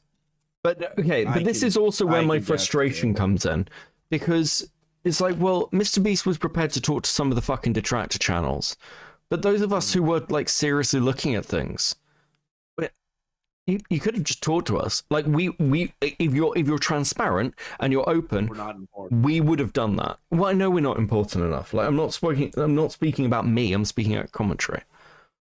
You know, we're still considered like the pawn scum drama scene. Like the only people that I mean, it's true, like this, but we're like, yeah, we are. The thing is like when the drama reaches like this echelon, and I've noticed this, the only people that they go to, Keemstar, obviously, and then Keem trickles that down probably to like other smaller creators like Diorio and stuff like that, which Diorio is vastly larger than both of us. But in the grand scheme of YouTube, he is still a smaller creator, right? So the only people you can really go to are the ones that have like 1 million+ subs with established audiences, not like 100,000 sub or 10,000 sub shitter channel that nobody's gonna watch. Like, I get why he did this. I get why he reached out to detractors like Pegasus, who has 1 million. But also like you look at people like Soggy, and Soggy hasn't been around for that long. He's got a couple of videos. He's got 275k, but like subscriber growth these days just isn't the same as it fucking was. And pretending it isn't, but the old guard still cares about it. That's the thing. Like the new wave of internet doesn't care about it. We've reverted to that aspect again, but the old guard still cares a lot. Like they still care. Like Keem doesn't upload on fucking Drama Alert anymore. He uploads it to fucking Snapchat, and people still go to him with millions of subscribers to go to Keemstar. Does that make sense? Yeah, no, it does absolutely. If Keem like left the internet at 100,000 subs, do you think Mr. Beast is going to be giving him insider info, or like anybody insider info with 100,000 subs? Not really. No, it'd be a rare case. Yeah, and that's true. Just very quickly, cool anime girls with a 5. Lio Convoy used a Senate call in front of a judge in an actual case before. Imagine that being the new state, just using YouTube videos in court. I mean, it's funny you say that. Multiple YouTube videos have been used in court. They have. Serafina's video on the golf ball drama was used in court, I believe. So, you know, it's, you know. Repsion versus Onision, those videos are used in court. Yeah. It's happened. Just going to be unhappy. And that's just like a reality I have to be okay with, to be honest. As long as I agree with what I'm doing and I believe in what I'm doing, I mean, that's all I really can do at this point. Yeah, because I think a lot of people, you know, it's probably a minority. Well, it's definitely a minority of people just in general who actually care about this type of shit. But like, you know, the silencing critics, for example, something very similar has happened. Well, not that similar, but something is happening to CoffeeZilla, who we'll talk about here in a minute as well. He's being sued. And that just, you know, to someone like me, I care about like rationality and understanding and people being big and, you know, 100%. And I would just say, go watch the Soggy video. Yeah. Look at all the blatant manipulation and lies. And this isn't me trying to silence them. This is me trying to like, and this is like borderline. I owe it to my employees. Because like, yeah. I can't look at someone in the eyes and go, sorry, you're getting laid off because he decided to keep spreading misinformation about us. You know, go complain to Dogpack. I understand. It's like, there's a this is bigger than me. I have a lot of people, a lot of families, a lot of kids that, you know, work or are under, you know, the people I employ that work for me. Like, it's not just me. Like, I can't. Of course. So. And it's also, you know, just to finish what I was going to say, it is not silencing a critic. It is preventing the spread of misinformation, proven misinformation. Exactly. So I think being able to make that distinction, though, is very important. And that's something to consider. Is like how do you stop the misinformation, the slander, but also don't prevent people from caring about things ethically going forward and feeling willing to criticize someone like you, even though obviously this situation, it appears quite clear cut that this is misinformation, and truth is obviously the most important thing, but also there's like a sort of a slippery slope of silencing critics and censorship and all this crazy stuff, and freedom of speech is so important, but obviously lies and slander are not protected by the freedom of speech. So it's just a big giant optical pill to swallow and consider, I feel like. Agreed. And I would be really interested to see your thoughts going forward, you know, in your decisions that you decide to make. I would love to. Okay, this is the point coming up now that somebody mentioned to me. It's interesting. Stay in the loop on that because, you know, in the very beginning, I thought Soggy had good intentions. Or dog. Dogpack. Yeah. Exactly. Yeah, Soggy does have good intentions, in my opinion. In the very beginning, and now things obviously are. He's turned this into sort of his thing. Good intentions, even though even the very first video literally was 90% lies. It seems. Ooh, this is interesting. That's an interesting response out of Jimmy there. You got manipulated. Yeah, but of course. Yeah, of course. Yeah, that doesn't make. But the first video in of itself was the focus of what he would consider to be faking videos, the lottery scams. Yeah. What was the rest of the first video? God, that first video, it was so full of like just completely unnecessary shit that I like tuned it my out, God. essentially. The big things I remember were like the charity fraud that he said he was doing. He said that the CGI of the car, the CGI of the train, like all that shit. Like, I don't think it's that interesting because the 90% aspect, I would assume he means like the illegal lottery things because he does bring it up later. That's an interesting point from Twilly. Hold on a second. In the very beginning, I thought Soggy had good intentions. Or dog. Sorry. He corrects him. It's just. Yeah, well, it's, yeah. It's but that's just Oompa though. Oompa always kind of misspeaks, and people have to correct. Yeah, him but it's just an interesting way that Jimmy did that of like just moving the question back. I see what Twilly means. Like again, probably nothing, but it's just interesting. Yeah, Dogpack are he's turned this into what, it 90% seemed- lies? It seemed. Oh, you right? got manipulated. Yeah, but of course. Yeah, of course. Yeah, that definitely. doesn't make it good intentions. Yeah. I'm just saying it seemed, and a lot of people also believe that. Was it good intentions when he photoshopped a fake live stream and No, falsely no. Jimmy accused is me of salty. not saying something I did say? I get it. Yeah. I get it. He's allowed to be salty. Yeah, he is. but He I is feel absolutely allowed to be salty. But I feel, and he's gonna bring up YouTube drama like a fuck ton of times in this interview. It's like, okay, I get that you're upset about that, but the main focus is like the important questions to be answered. You don't need to go on a tangent about like all the shit that everyone already knows that has been proven to be over exaggerations of the truth. Like, I get it. We already get that. The interview shouldn't be about just that. The interview should be about, what did you know about the Ava stuff? What about the Delaware stuff? Yeah. LaToya Hill stuff? What about the false allegation that Dogpat put out on James Warren? Is there any validity to them? Can you go in depth of what Yeah. they meant by harassment was found in the company? You know, Yeah. like And falsely accused something. It was a good intentions when he put a king size Feastables bar beside a regular size Hershey's bar and didn't disclose that, and Yeah. then lied about us having more sugar than them. Was it? I mean, I could sit here and do this for No, the next no, I 30 minutes. understand, I I think understand. that's just a misconception Yeah. that everyone has. It's like there's never good intentions. Yeah, of course. But I'm just. I watched that video and I was like, this is just lies, and everyone's like, oh my god. I was like, whoa. We're just talking about optics, though. is Okay, my point. optically. Right. Optically. People who fell for Right. the optics. Yes. But that's the lowest common denominator. That's what makes this entire world that we're in go round. Fuck. I hate when this happens in dramas. This is how Jar got away with things for years. Because now because whenever anybody turned to Jar and was like, well, you've done this, he was like, remember that time somebody falsely accused me of this insane thing? And you're like, oh yeah, sure. But that's what this is. This is essentially, it's not, hey, what about this Ava Chris Tyson stuff? It's like, well, Dogpat lied about all this shit. And like, I've said this, like the Jimmy knows question. If you'd asked me at the beginning, did Jimmy know? I'd be like, yeah, probably. And I'd probably like make that as a take. Like, yeah, Jimmy must have known. But like all the way through the last like couple of months, I've been like, you can't really make that claim anymore because the weight of stuff that's been thrown at Jimmy that is like bollocks means that you're put in the position that you have to be more careful and you have to be more evidenced because the scrutiny is higher. And just like, and that's fine, but this is just the reality now. Like, I just, okay. pull up the tweet. I just sent you something. Pull up the tweet. He's taking a victory lap.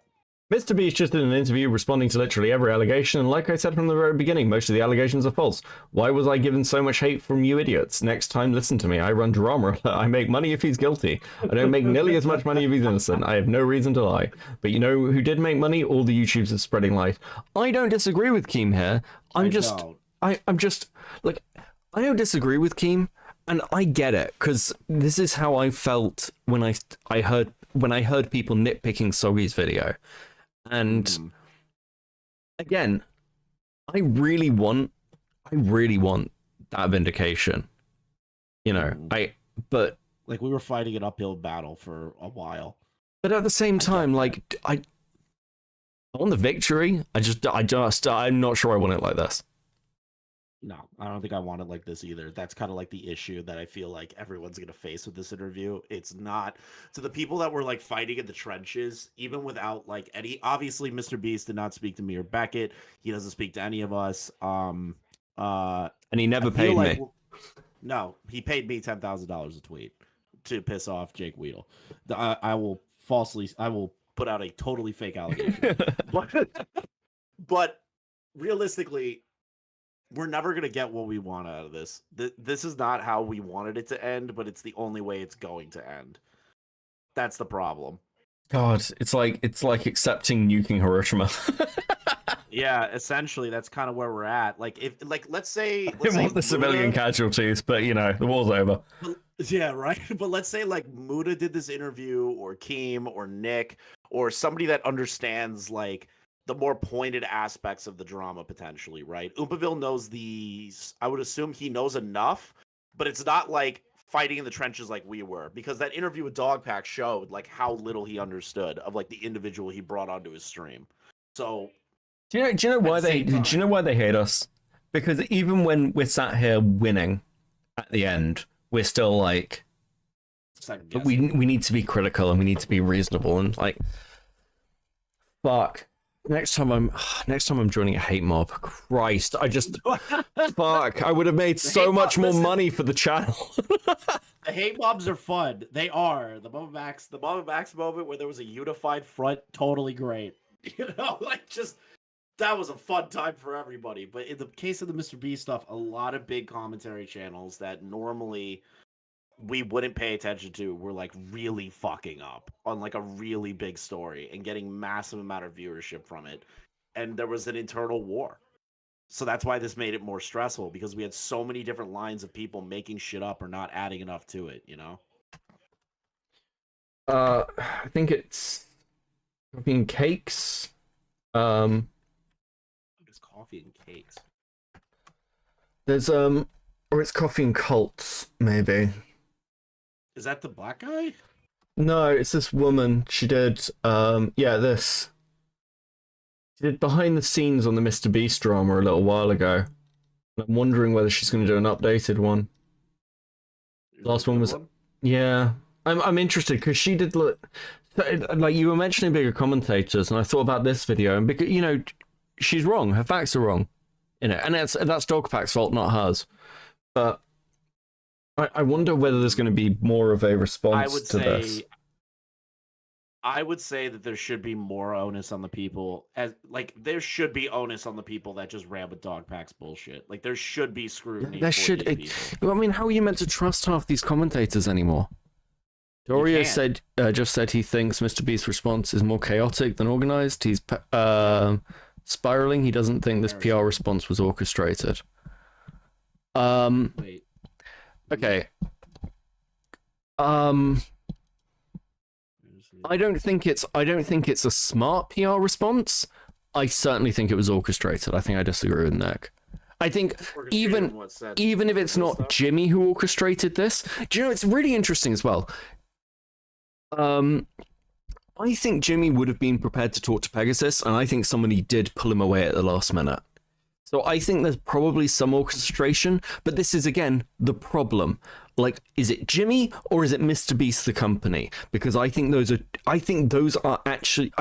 two elements may actually be acting in conflict with each other between what Jimmy thinks is the right thing. With each other now, because he hired these people he brings it up in the interview where he talks about we hired these guys from Fortune 500 companies that know how to run large businesses and all this stuff. I think I kind of believe that those guys may have like control of that and kind of like shot it down. And we're like, hey, you shouldn't go to the opposition. You should go to somebody who can essentially allow you to riff and not push back as much as you think it's going to be. But the thing is, like, Pegasus was also platforming like false shit and cutting shit out. So like he also was a bad actor. Well, so I don't disagree there, but also I think Jimmy, I keep coming up against this. I still think Jimmy is actually a genuinely like nice person. I think he's just on the spectrum. Like that's been my take all the way through this. I think Jimmy is nice but bad with people and doesn't really understand how they work. I think that's why he's got so fucked over, and I think he has been fucked over. I also think the Mr. Beast company does some unethical shit, but it's also a company, so I don't care, because that's every fucking company. Like, it's not, to me, it's not an engaging story to be like, this company did a bad thing. I'm like, people going with it's like right now, are we doing like a Jew-spiracy on the Oompaville interview? Oompa was handpicked. The state-run media of YouTube put Oompaville. Do you think they watched Oompa's interview with Dogpack and were like, just like, well, if he's gonna push back this little on Dogpack, Jimmy should be fine? Bro, don't put it out there, because now I'm gonna think about it. I think that's. Do you know what? Fuck it. I think there's a good chance that Oompa wasn't picked. Oompa was picked as like, yeah, he'll fuck the. He won't ask hard questions. He won't ask you like severely, because he does ask him like questions that obviously make Mr. Beast uncomfortable, but they aren't anything like what the rest of us would ask him. Yeah, it's nowhere fucking there. Do you know? I'll So when I was at university, there was a talk, and a major politician was coming to this talk to talk to us, and we were like all the politics master students, so we were all sat in a group, and there was loads of different kind of departments were there.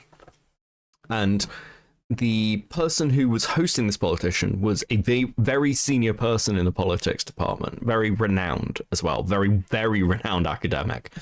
And we all had hands up, we all had questions, we were like, oh, we want to ask him.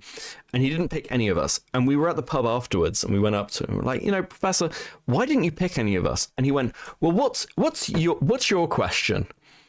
And someone went, oh, I'd ask him this thing. And it was a entirely politically loaded trap question, which would have made this politician look fucking terrible. And in fact, actually, they ended the conversation because somebody asked one of these questions. And he was like, that's why I didn't pick any of you, because this was a talk to have a politician come and talk about things, who's a renowned politician, but also it's not meant to be a hardball question and answer session.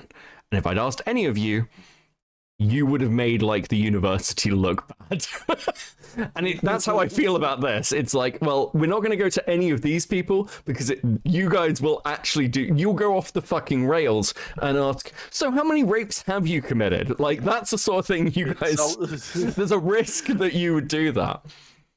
Yeah, you would damage the brand essentially going to the kids. It's kind of like, it's unfortunate, man. This is what happens though when drama like this gets to a large fucking normie public stage, because this is the first time that a large YouTuber of this magnitude has had this level of drama, right? So like PewDiePie, what's the worst drama he ever got into? Hold on. So let me kind of like phrase this. I was gonna say PewDiePie.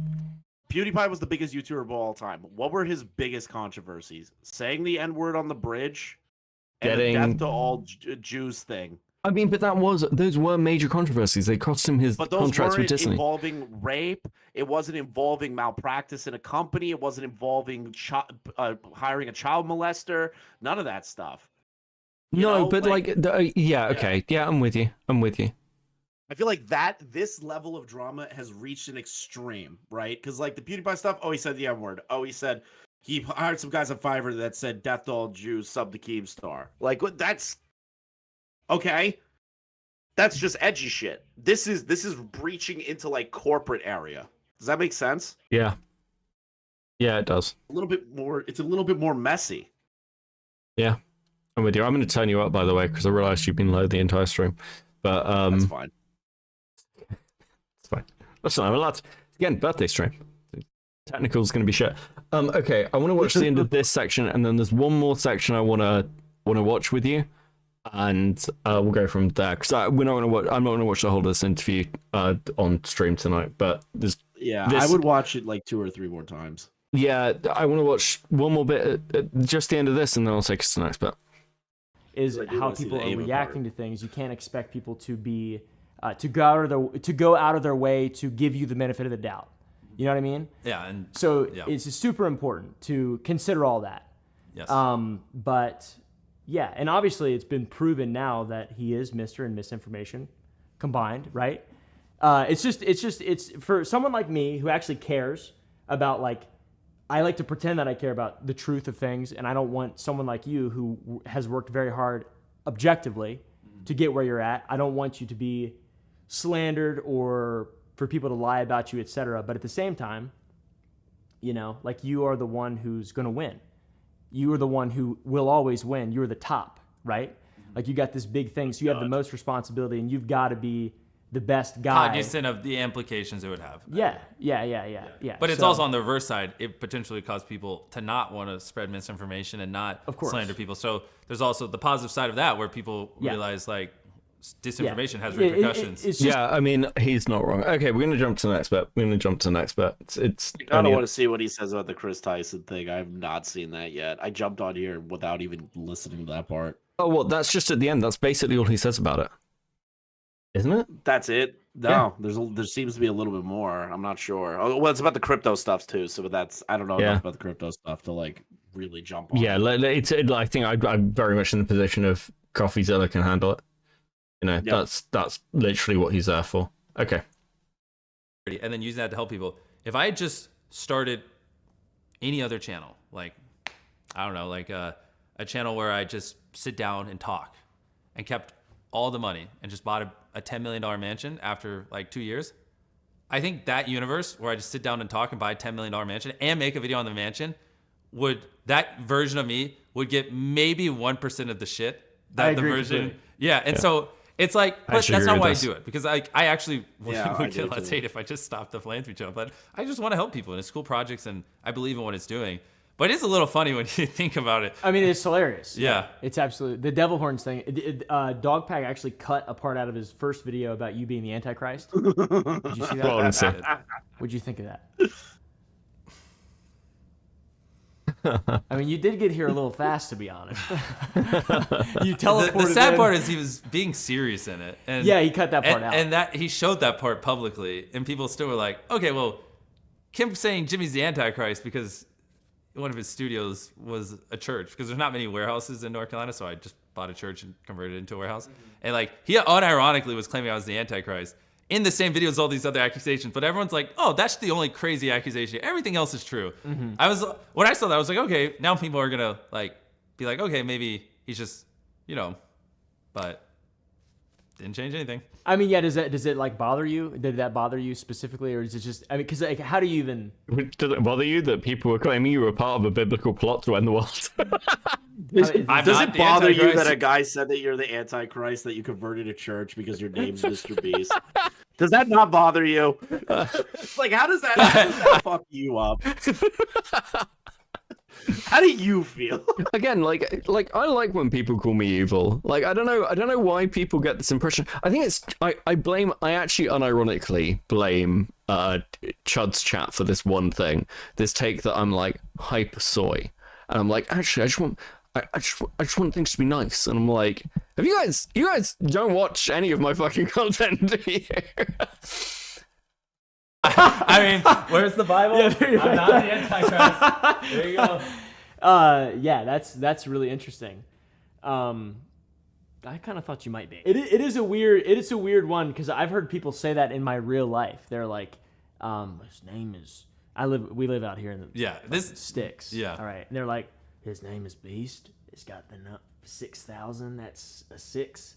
Like people, I think that's very funny, to be honest, and in like an ironic way. I don't actually obviously believe that you are the Antichrist. I'll be honest. I mean, it would explain why you're lowballing these questions. You don't want the long-term repercussions for your soul.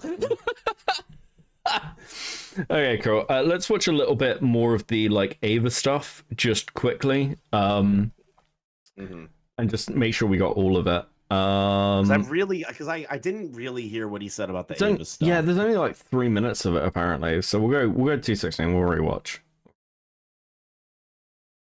Yeah, because I would like to rehear that, because I want to kind of like understand where he's coming from with that. Okay. A thing that a lot of people care about is Shadman's a fucking freak and is a disgusting person. Did you know about the painting in? Did you know about that? Have you ever interacted with Shadman before? Like, what is your relation to that, and specifically that relationship between Shadman and Ava Tyson and you? Yeah, no, that's actually a good follow-up question. So this is what it was like. I don't remember 7, 8 years ago. Back then, I used to have like a bunch of anime posters up on the wall. I'm just like set a foundation for context. We used to have a bunch of anime posters and things like that on our wall in the house. And one day, Ava put up this poster that was like an animated character holding a fidget spinner and a gun. Admittedly, it was a weird image. Just so we're clear, he kept that poster up after Ava left. He did. He kept that poster up. It's in a video. He left it up. He did not take it down. Do you ever have a convo with Ava? Because he brings it up being a weird drawing. Yeah, this is the thing. It's like, it's a little weird. Right? It's like, I mean, like, did you think that though? Because why wouldn't you be like, oh, thank God Chris is gone? Fuck. I didn't know who made it. I just kind of assumed it was a meme. I obviously did not know who Shadman was. I've never. Tyson tweeted out that it was Shadman art, though, right? Yes, but so here's my argumentation to like play devil's advocate for Mr. Beast. Cool. Do you see every single tweet every person that you follow all the time? Do you see every tweet? Okay, hold on. you see, that's kind of like the gay devil's advocate. No, that people are hold on. Yeah, but Chris isn't just the person you follow every time. This is your best friend who you live with. True, but yeah, like you I wouldn't also be like, follow oh, Chris people that I tweeted out our don't- fucking new wall art. Like, I wonder who the artist is or anything. Like, again, plausible deniability, but I'm like, yeah, that's kind of like where I'm at. it will whether he looks into it, sure.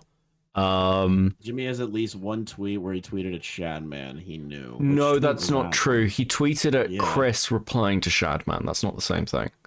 Yeah, no. If he like tweeted at Shadman directly, interacted with the artwork, or even interacted with the artwork in question, where he was saying like cranking my dick to lolly or whatever. You'd have to send that to me, Morale. I've never heard that before. As far as I know, the only interaction Beast ever had around Shadman was replying to another tweet replying to Shadman. And I don't think there's ever been a direct one. Or it was Shadman got atted and Jimmy responded to it. But I've never seen, or there was something like that. But it's like really general. It's the sort of thing where it's like, you'd have clear deniability of like, yeah, some people at me, and I'm like, oh, I'll respond to that quickly, you know? It doesn't mean I know who the fuck they are, or I've had any like general interaction. I was like, that's a funny tweet, or that's something that's promotional.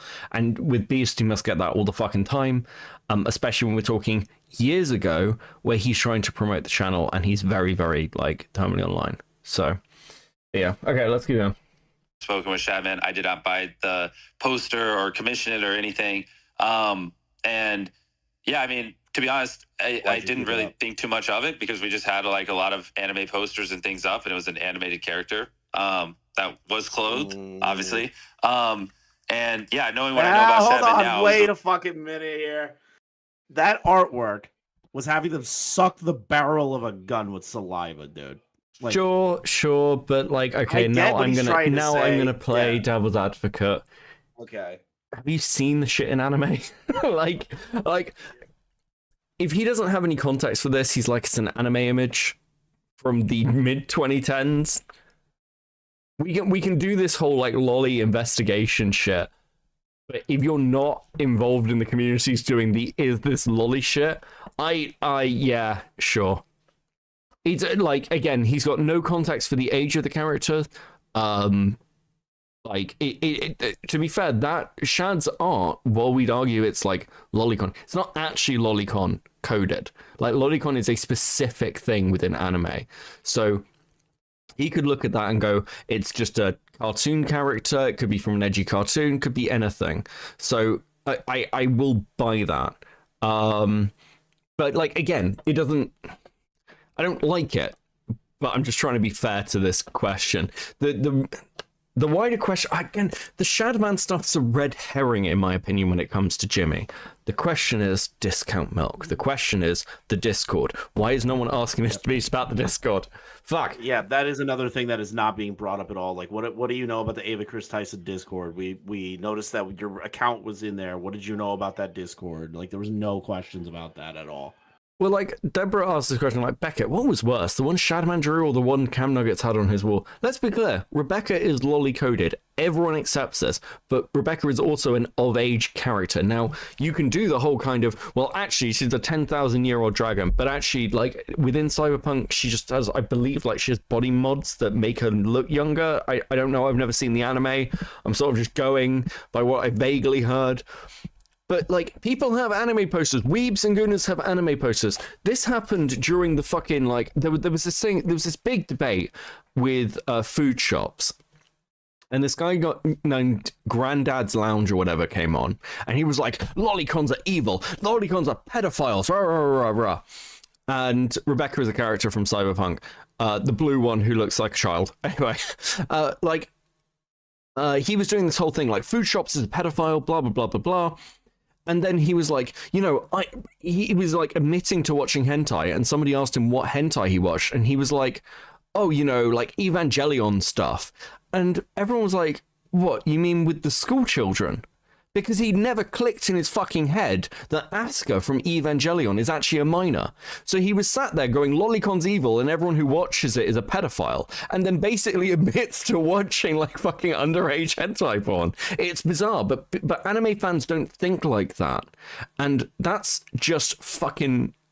It's weird, but that is the reality. And like, if you look at kind of like how people are interacting with that media, it's not the same. And lolicon is a very specific thing within anime. She's petite, that's all. Look, even CD Projekt Red had issues around this fucking character, okay? It's called being desensitized, sure. Like, again, I'm not criticizing anyone with the Rebecca stuff. I'm merely pointing this shit out, okay? I fucking hate the lolicon conversation. Becca, the mod that hates Nick is in my DMs. Apparently they're doing a cope response on the interview. Wait, who? Wait, which mod that hates? That's not very specific. Which mod that hates Nick? Yeah, there's a lot of people that hates Nick. A lot of people. I assume it's the head mod of r/YouTube drama. I mean, leak. Tell me. Don't leak. I'm not telling you to leak DMs, but I am interested in knowing what the fuck what you mean, Deborah. Becky, your OC was stolen by Doodle Tones. It's so over. What? That's a joke. There's no way. There's no way Doodle Tones is back. I can't handle Doodle Tones being back and then this interview with Mrbeast. One thing at a fucking time. Please. One thing at a time. Wait, somebody tagged something in the Discord. Do you guys mean this? Did Doodle Tones draw this? Fuck off, dude. That looks like their artwork. Did Doodle Tones steal my fucking character? Are you fucking kidding me? I thought Doodle Tones was gone. Why are they back? Okay. I just want to say publicly, Doodle Tones, if you use this character, I will relentlessly cover you. Okay? Like, you must be fucking high. I don't... Doodle Tones is aware of me, right? Like, I know that Doodle Tones is aware of me. Hold on. Fucking...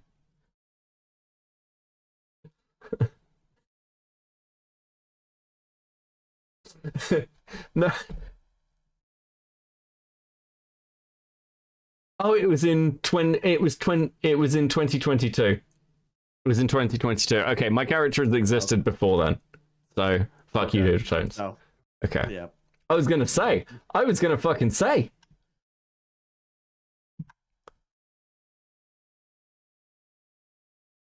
No, you fucking can't, Pyro. Is this recent? No, 2022. I hope Beetle just sent me the time. Okay, let's keep going. A very weird thing to buy. I'm not really sure why she bought it, to be frank. And yeah, I mean, I'm not really sure why she bought it. Come on, Jimmy. I wish I could give more details. I mean, this was so long ago. Obviously, I don't know the like exact thoughts going through my head, but I just remember, like, I agree, it is a little bit of a weird poster, but I also think, like, you know, I had like Naruto posters up. Wait. Or I had like Code's a little bit of a weird poster, but I also think, like, you know, I had like Naruto posters up, or I had like Code Geass posters, like random animes I used to watch, and like, you know, I never like reversed image search and Googled, oh, who made this Code Geass anime poster that's sitting on the wall or whatever. I don't, you know, He's an idiot. I don't. Your first instincts when you just see a poster is not to just go, who made that, and deep dive them. So Yeah, are they a pedophile? Yeah. Yeah, exactly. So, but yeah. Oh, Jimmy, no. The artwork is child coded. It's so fucking obvious. Naruto is not the same as the poster that was hanging on your wall that Chris Tyson purchased. Not even the same kind of situation. Also, to be clear, all the characters that Jimmy would be talking about in Code Geass, or like fucking Naruto, also all children. So I don't Oompaville. Jimmy's response to Oompaville. Don't know what you mean. I had loads of posters of anime children on my walls. Oh god. But hold on. Like the Naruto angle, like, bro, it's a shonen anime. It's not like a sex anime. So, I'm messing with you. But yes, I it's know, just a weird response. Is that it's so bad because if you look at, like, let's say you look at Naruto, right? And then you look at fucking Shadman artwork. One is severely sexualized. The other is of a guy in an orange outfit with a fucking fox in his stomach. Yeah, or but whatever. but the truth is, like, Jimmy, like, from everything I can tell, was a bit of an internet degen. Okay, Yeah. I don't think that's. I don't think that's. I think he's got this kind of crisp Boy Scout image, but I think he was an internet degen. I think they joked about it a lot. The clip I showed you earlier of him joking about CP, yeah, I think they joked about it because, like, it's one of these things when he was starting out and when he was younger, when he was like fucking a teenager, he was an edgy degen. That's, you know, can you imagine if Aiden Projects becomes like massive one day and they're like looking back on all the fucking weird shit that he's said or done? Like, does that mean that, like, because we're missing context for a lot of these things? And this is the problem. He's like, fuck, it's like becoming famous and someone digging up a tweet of you like saying the M word, but just like a million times worse. And more of it. Anyway, let's get to the end section. We're almost I there. agree. It's her buying it is very weird, and I obviously, if I had known what I know now, I would have been like, "What the actual fuck?" Dude, I'm Yeah, that's fair. Because I Leon also, is, like, after all losing this his stuff, shit I didn't in know my who Shad. DMs. Really? He's losing his shit about the Mr. B stuff in my DMs right now. Why? Dude, What's his position? I'll leak my DMs. I'll leak it. I don't care. He goes, you're retarded about this Mr. Beast shit. What do you know? And I was like, okay. Being anti Mr. Beast made a lot of money. He goes, I walked away from that. Where was the other stuff? I basically told him that normies are just going to buy this interview and there's going to be certain things that we're not going to get out of. So he goes, wasn't there, because he doesn't know a lot about it, right? So wasn't there some girl that lost tic-tac-toe to Mr. Beast that's bad and made every video since then? I was like, that's Rosanna. She got cut from behind the seek video, the CP stuff. So we're going through, and I'm talking to him about the Delaware stuff. I was like, so people's biggest issue is that Jimmy, at the age of 19, hired a guy named Delaware on purpose. That was like the allegation, right? That they purposely hired this guy. And so I'm explaining that to him, and I said somehow it got spun into Mr. B's purposely hiring a child molester. His response: at some point midway through the year 2024, Chris Tyson gets into several controversies that are huge concerns regarding legality of how one operates with kids, and instead of people focusing on that and demanding the best details possible to gain closure on the subject, people have hyper-fixated on an error of a hiring practice of a 19-year-old who, much like everyone else who tries at that age, doesn't know what the fuck they are doing. And as the business progresses, they would be able to actually handle the issues. Like, So even though essentially, Ruin he's just Leon like, is anti-white, is an anti-white racist who is deeply problematic, and your friendship with them is, you know, is not- you're saying discrediting. that 'cause I Is a leave. discredit to you? I agree with him. It's not. you're just using Siley. No, listen, But he is I, as right. a white But he is person, am right. deeply offended at everything Leon says. Yeah, do you see the video where I was put in talking about the Solari stuff? And his title was like "White guy fucking what is it? White YouTuber cries about money or something." Yeah, listen, it's Trump for the next 4 years. I'm gonna fucking have Leon. Yeah, that'll be fun. Year two, when he's on the right, I'll be like, listen, now we can talk about all these anti-white racists. Leon's on the fucking list. Now it's time. But like, but I get where it's like coming from. Because I'm in the same place. I'm like, how did we Everyone reach here is. from like? Listen, and this has been my consistent take, and maybe it's also why. Well, I agree with Tommy. I do agree with Tommy. I'm also like, I fucking this one feels different because this story started with Chris Tyson is creeping kids in the Discord, and then everyone went, by the way, Jimmy rigged lotteries, and I was like, I don't care about that because you've just told me Chris Tyson was weird with kids in Discord, and then I'm the bad guy. I'm the weird one for caring about the Chris Tyson stuff while also me getting and you accused were of on that offending. I hate this. I hate this. I Me hate and this. you were on that train, and people thought we were crazy. And then when the dog pack stuff started to come up, and it was taking away from the actual situation, we proved that dog pack was fucking retard. Well, mostly the larger creators did that. You did your thread, and that pushed people in a direction to start looking at things. But like, this whole thing got so out of control so fast, and there's I'm gonna be honest. 95% of the shit that Mr. Beast was accused of, I really believe was not even worth like anyone's time, and people just milked the shit out of it and wanted to just shit on Mr. Beast because it was easy views. Pegasus, the rest, I'll even throw a Cheeto in there if I'm being brutally honest. And a bunch of others did that. Yeah. So it's just frustrating. Yeah. Like, it's a pain in the ass.